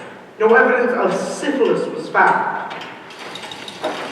Body is radioactive. Bones of dead girl kicked off gamma rays. Catherine Wiley posthumously declared new evidence shows company lies. Dr. Justice suggested a new researcher to treating Amalia turned over portions of the jawbone he removed from her mouth. This X-ray film shows the jawbone was still radioactive 5 years after the girl died.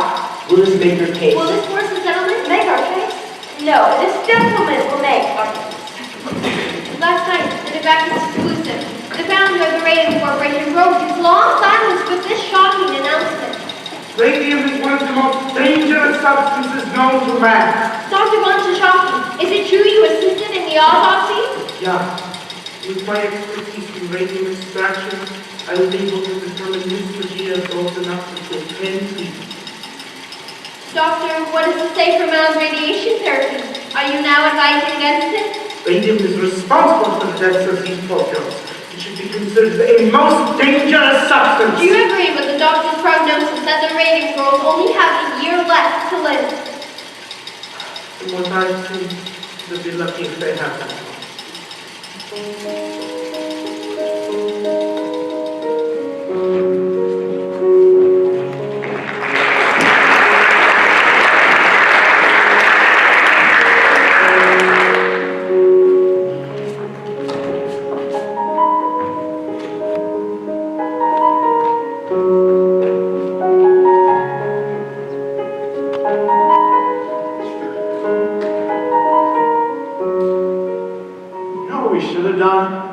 That reporter up on our offer when we had the chance. That's what we should have done. $5,000. Don't make me laugh.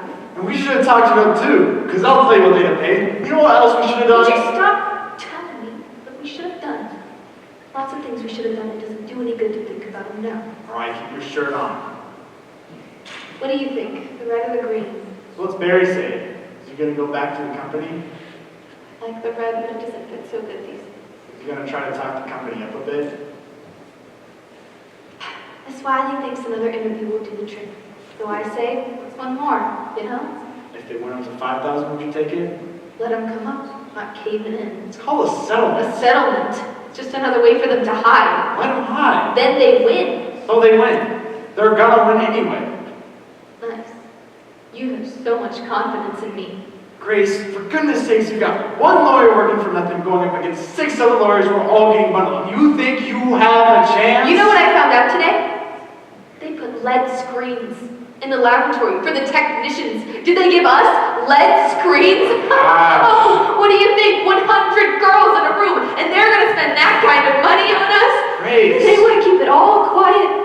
And Miss Wiley says that they're going to close down here and then move across the river to New York to open up another factory like nothing ever happened. What are we doing here? I thought the idea was you would get some money, sell your debts, and we'd get on with things. Yeah. You're still wearing my ring.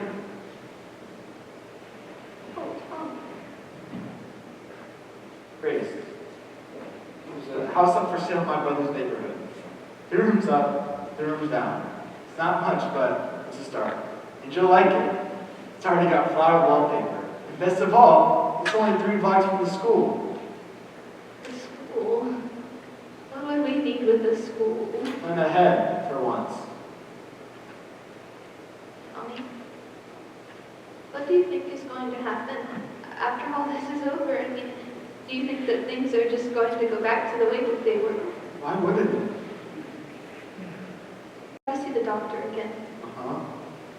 I got some fluid, and he's gonna drain it. Okay.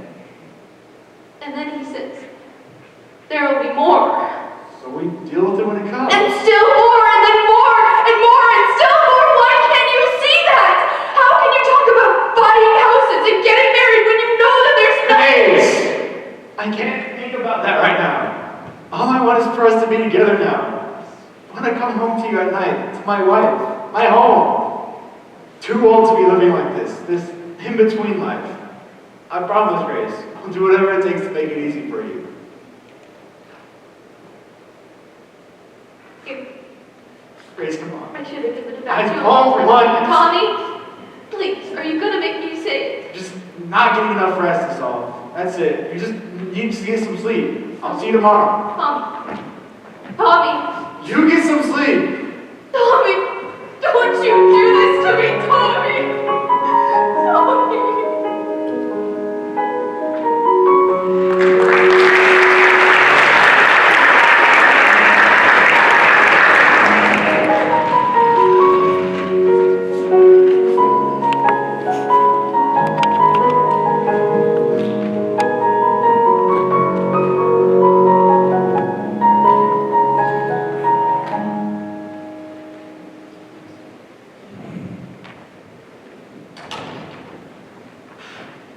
Arthur? Charlie, aren't you heading home? Charlie, I've been thinking. We need to take a different approach to this case. We ought to settle with those girls. No, we agreed. We need a definitive victory, or else we just invite more of the same nonsense. Things have changed. Look, I know you and Dan were close, but you can't let his death cloud your judgment. Mr. Shockey's gonna testify. We'll deal with him. How? By putting money into his pocket. Now you want to bribe him. It's not a bribe, it's a consideration. Consideration. For an expert witness, whatever Barry is paying him will make him a better offer. You don't understand guilt, do you, Charlie? I don't have the luxury of thinking about it these days. Well, let me tell you something, Charlie. A guilty man has a tremendous need to unburden himself. His guilt can eat him alive. Don't you see? What Von Shockey wants is to be free. That is why he is testifying to the girls. That is why he will never testify for us, no matter how much consideration you offer. Settle with these girls, and you're gonna have to settle with all of the rest of them. Neff was right about that. This is just the beginning. Tell Markley to get in contact with Barry. Get a conversation going. Find a reasonable sum. For God's sakes, we're trying to do I'll get this off the table. Every penny that I've set by for the last 7 years, I have sunk into this company. And do you want to know why? It's because of you. Because you told me that this was a sure thing. No, this. Why work for Von Shockey when we can work for ourselves? Remember that one, Arthur? Take a chance, Charlie. Take a chance. You were fooled, Charlie. Von Shockey fooled all of us. The best we can do now is clean it up. Do this. It's the end, Arthur. You're quitting, Charlie? Not me. Well, haven't you heard? They are one vote away from And whose vote is that, Charlie? Have you so little faith in me? I am still a stockholder. You can't get me off the board. You don't have the votes to get me off of the board. I'm still on hook if this company goes under. Think about that the next time your conscience starts to bother you.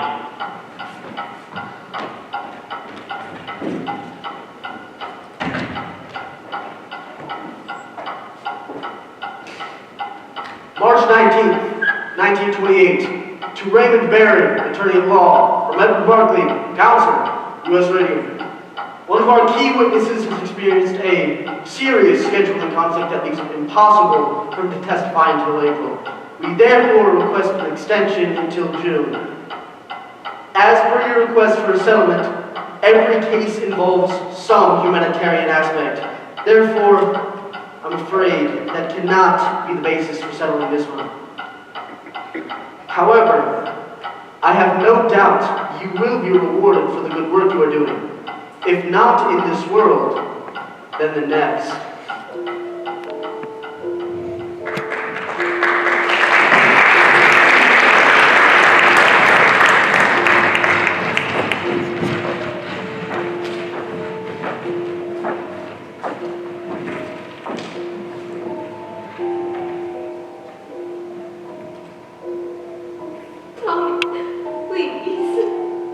Rise and shine. Madame Curie. It's time for work. We have 5,000 dials to pay before breakfast. Up, up, up. It's all for the war effort. Please, I'm so very tired. No complaining. Good soldiers don't complain. But I'm dying. And who is it? Get up, Grace. Wake up, sleepyhead. You'll never make quota like that. No, it's not fair. I'm only 26. I should be married by now. I should have children.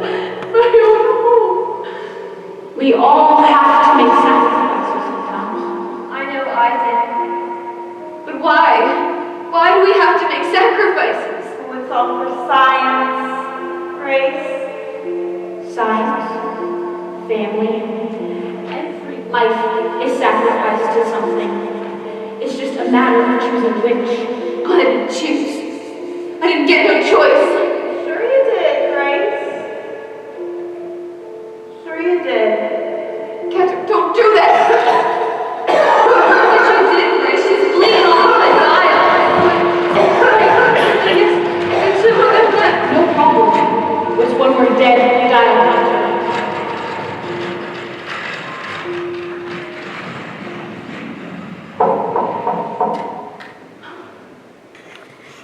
Grace? Mama? Grace? Mr. Markley will be here any minute. Mr. Markley. He's bringing the papers for you to sign. Did you fall asleep? Did Miss Wiley come by? Miss Wiley? About Catherine, she said that she might come by. Did she come by? She might have. Don't you know? Someone came to the door a little while ago. I think your brother answered it. Look, Grace, you gotta get ready. They took Catherine back to the hospital last night. I know, dear, I know. After you talk to Mr. Markley, we'll go over there and see how she is. Now, put a comb through that hair. Did she die? Grace, don't speak such If things. she dies, it's over. We're 3 months behind on the mortgage, Grace. I know that. You can't let this go on. $1,500, not even a year's wages. That's better than nothing, ain't it? Is that all I'm worth? Better than nothing? Of course not, sweetheart, but we gotta be realistic. At the rate things are going, you'll never get inside that courtroom. And even if you do, you can't prove nothing. If Barry thinks we can. Mr. Barry ain't paying the bills. There's the doctor and the bank and the coal man. You can't expect folks to treat us like charity just because you're sick. I'm not asking for charity, Ma. I just want what's owed to me. Grace!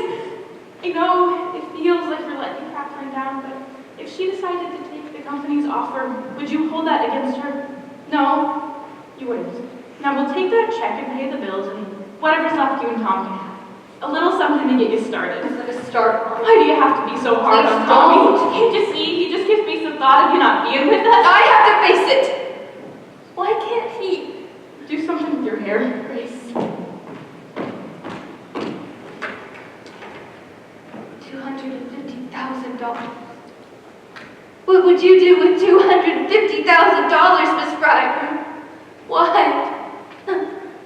I can't imagine. There's no point. Ma! Ma! You didn't tell me we had mail. They're Mexico, huh? They just keep writing. She was here. Miss Wiley was here, Ma! Ma, Miss Wiley was here. She wrote me a note. Miss Fryer! Edward Markley.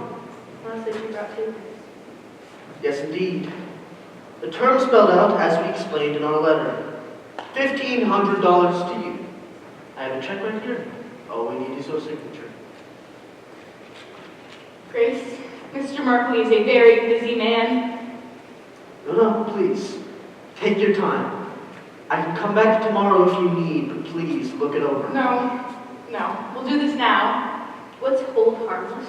It means that you'll agree to hold the company harmless from any further action. No more lawsuits. Correct. Is that just me or anybody in my family? Your entire family. It precludes a wrongful death action also. This is a confidential settlement. Correct. You didn't say nothing about it being confidential. That's standard for most legal documents, Miss Fryer. We like to protect our privacy as much as we like to protect yours. It cuts both ways. You'll agree to keep silent about the terms of this here settlement, and so shall we. That seems fair. Need a pen? I have another question. Grace, Mr. Markley already explained the settlement to you. I don't mind. What is contributory negligence? No. It wasn't in that. It was in one of them other papers that you filed when we did the lawsuit. The Radium Company said that its defense was the statute of limitations and contributory negligence. I don't understand what you're asking, Miss Fryer. It means it's our fault, don't it? It's a standard defense. I wouldn't take it personally. How else can I take it? Mr. Markley, Grace has had an awful headache all day. Maybe you can leave the paper? Maybe he could just answer the question. Why are you doing this? Why didn't you tell me Miss Wiley was You here? already made up your mind. She'd only try to talk you out of it. Oh, what did she say about Catherine? Mr. Markley, if you leave them papers, Grace will. Mom, what did she say about Catherine? She said it don't look good. Perhaps I should come back later, when Miss Fryer is feeling better. You didn't answer my question, Mr. Markley. And I'd really like an answer, because let me tell you, I quit school at 15. I went to work at the radium plant because my folks needed the money. And your factory, they told us what to do.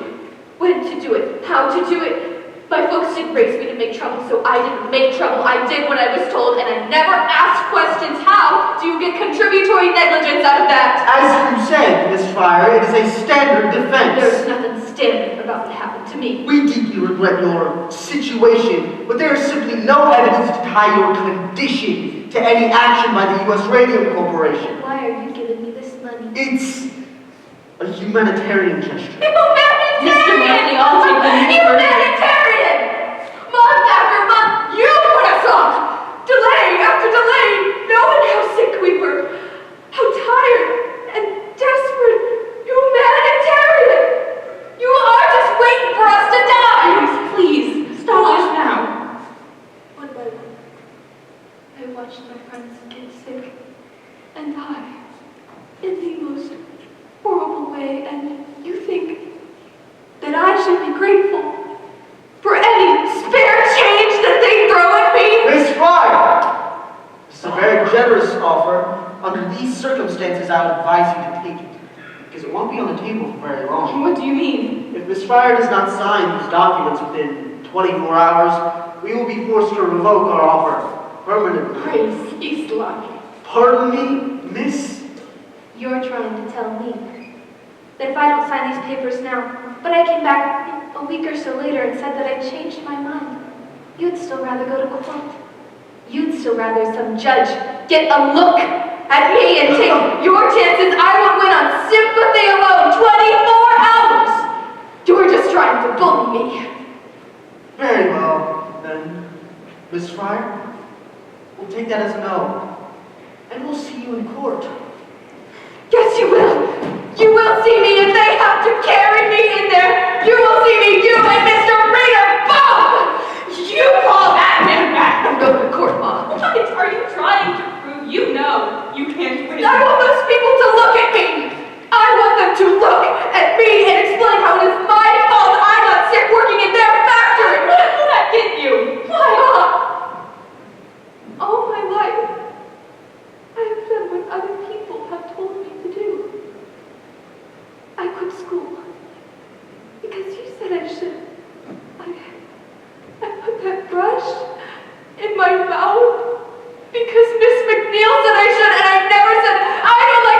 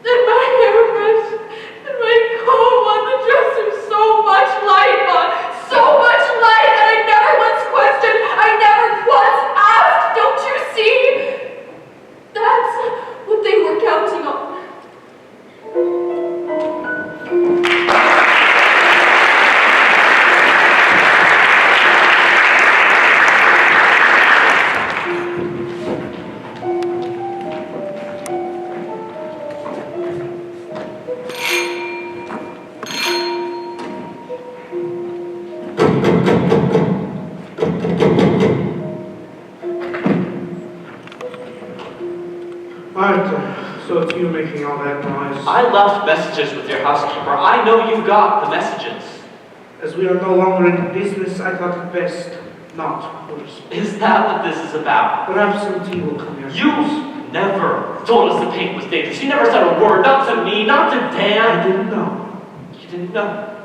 You invented the paint, but you didn't know. How could you lie like that? I didn't know until it was too late to put you through that wall. Perhaps you should. But you will not. You will sit down, you will have some tea, and you will calm yourself. I was not the technical man. You were the technical man. Yeah, I was the technical man. Now sit down, Dr. Martin. I sold watches, for Christ's sake. I was a salesman. A good one at that. Very good it was a business. It was a science, not so much. But it was a business, very smart. You could always find ways to cut costs without sacrificing quality. That is a gift, Arthur. Now, have some tea. Jesus Christ! What happened to your hands? They've been that way for some time now. What, have you been dipping them in ink? Dipping them in ink? How fond of the pretty story you are now. No, if only it were ink. No. Dr. Martin, he tells me it's in the necrosis of the tissue. The cells, they're dying. With the dial printers in the jaw stuff. Me in the hands. I didn't know. No reason you should have. I have not seen you in a very long time. How long? But I've known for some time now. Miss Whiting from the Consumers League convinced me to assist Dr. Markle in testing the girls for radium. There are not that many people around, who know how to do that sort of thing. So she came to me, knowing I had the equipment and, of course, the skills.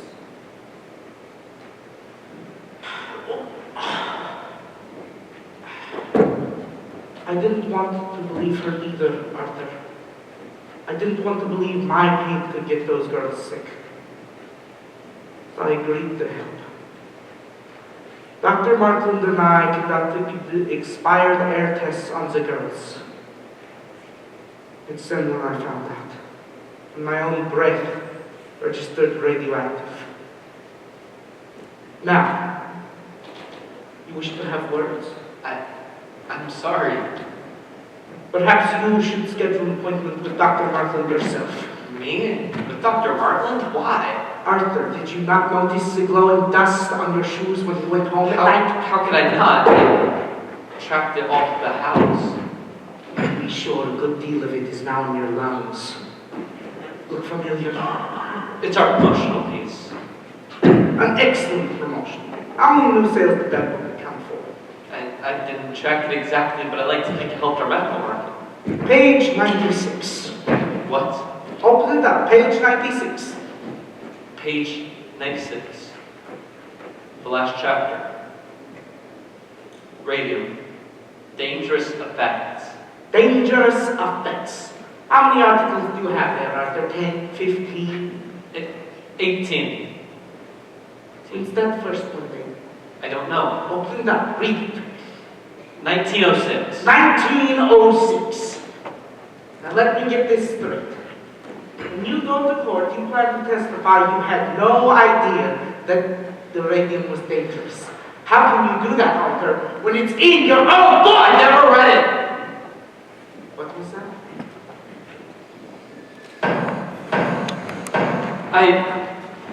I never read it. I hired a man to put it together. I just glanced at the galleys, really. I never read it. I never read it.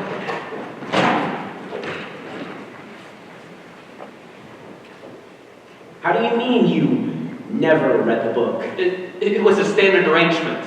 An outside company prepared the piece.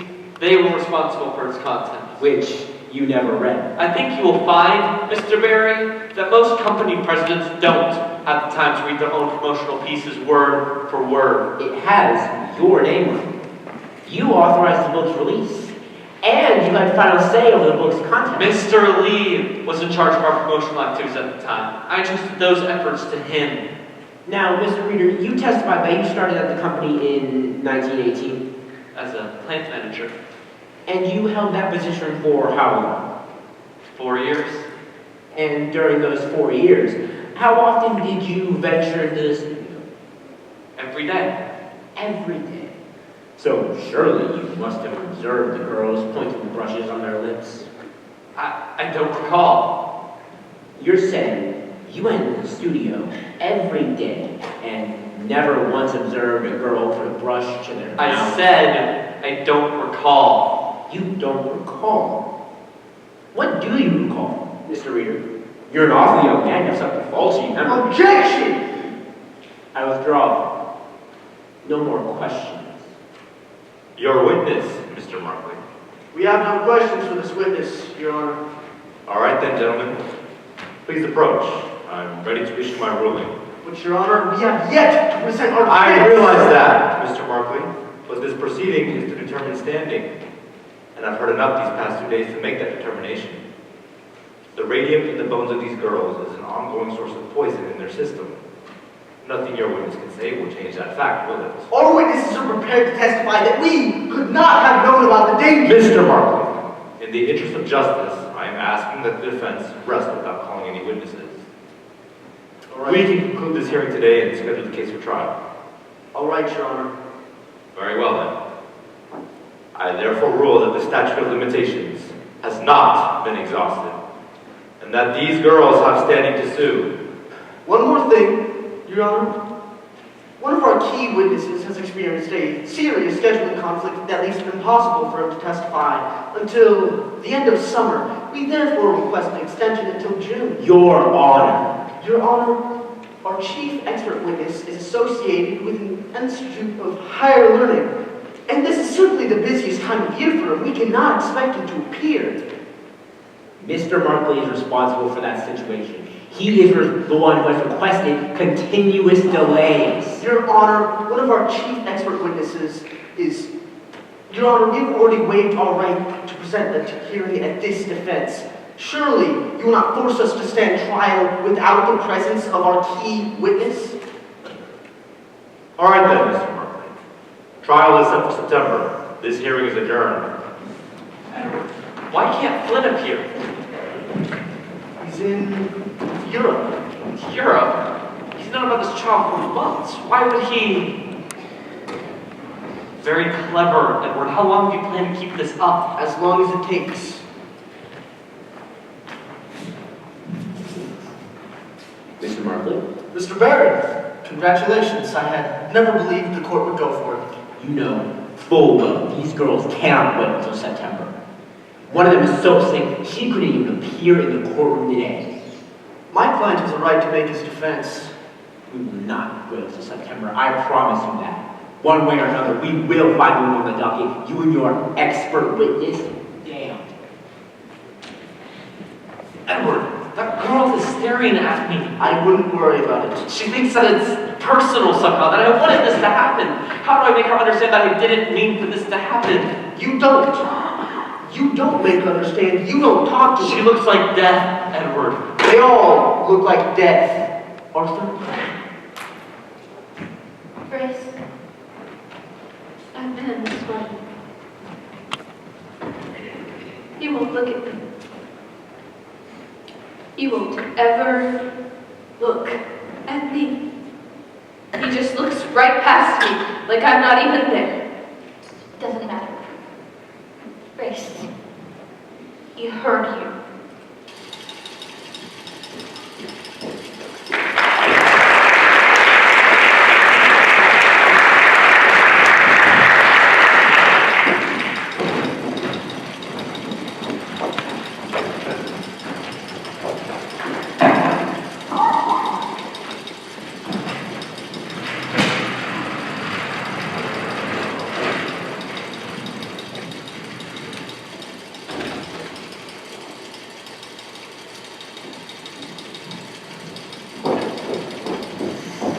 June 4th, 1928, Mr. J. Douglas, the New York Graphic. Jack Dudley for the letter. Raymond Berry, today's trial date for early summer. As U.S. Radio Corporation announces a settlement. A settlement. $10,000 cash for each girl and $12 a week for life. $12 a week. Read all about it in your letter. The U.S. Radio Corporation has also agreed to pay for all the girls' medical bills for the rest of their lives. And the girls have agreed to submit to periodic examinations from physicians yet to be appointed. Questions? What led to the settlement? Is it in the mission of responsibility? What about other pending cases? It was purely for humanitarian reasons that the U.S. Radio Corporation has agreed to settle. We admit to no liability whatsoever. Where does the company go from here?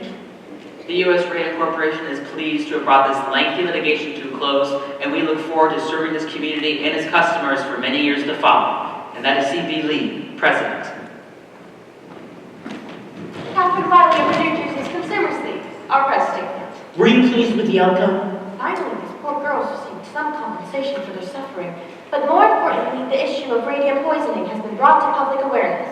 Thanks, Ms. Wiley. That spelling, by the way, is Riley with one L and Catherine with a K. Well, Edward, looks like we're back in business. What's your game plan? Didn't I tell you? I've got a buyer for all those tailings that have been piling up behind that building on Alden Street. Oh? Yeah, some contractor. He needs a little infill. That's perfect.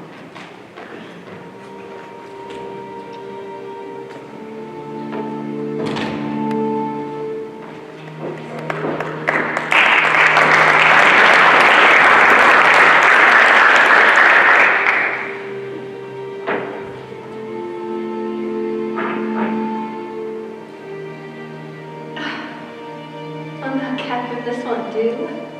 You can't see your name. There. All right, well today, Catherine, I have brought watercolors. And it's a beautiful day. The leaves are just starting to turn, but it's warm. It's too warm for a sweater. Not a breeze. A fine day to paint.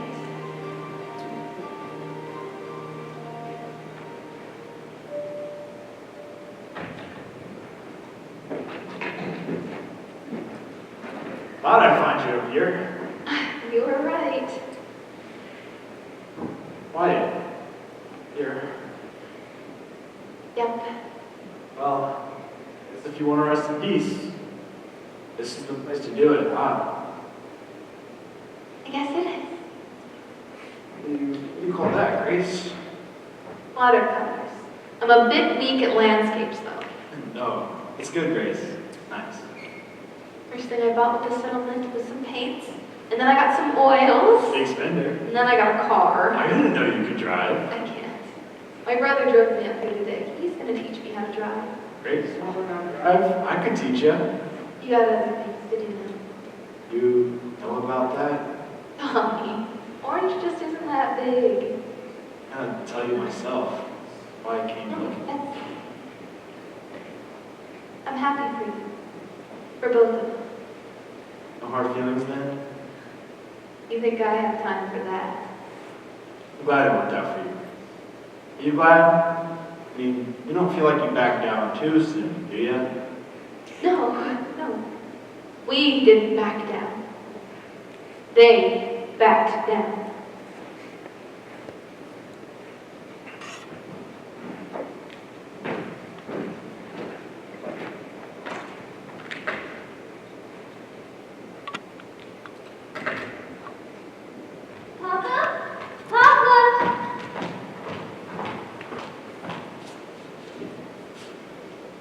Papa?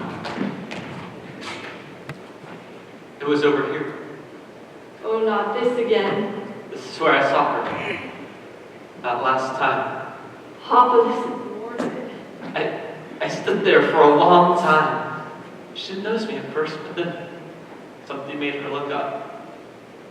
Oh my. No wonder Mama won't go for drives with you anymore.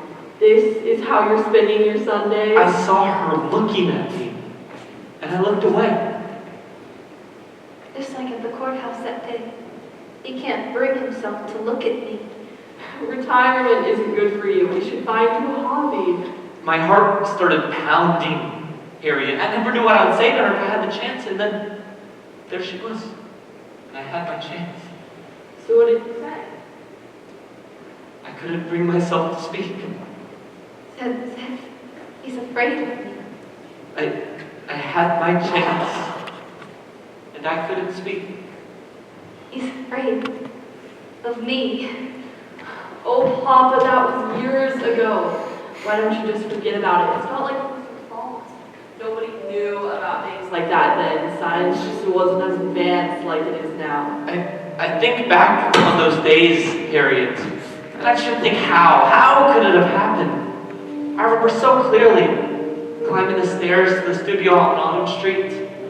At the top of those stairs, those high, wide windows, the slants of light, the way it hit the floor, the way the floor creaked beneath my feet, the smell of the place, chalky, like an old schoolroom. And all those girls, schoolgirls really, all the bits of the task in their plain green smocks, their delicate little hands moving so quickly. No man could do the work those girls did, so careful, so fast. The brushes flying from the dials to the paint, the dials to their lips. But try as I might, Harriet, try as I might, I cannot remember any of their faces. I never saw their faces.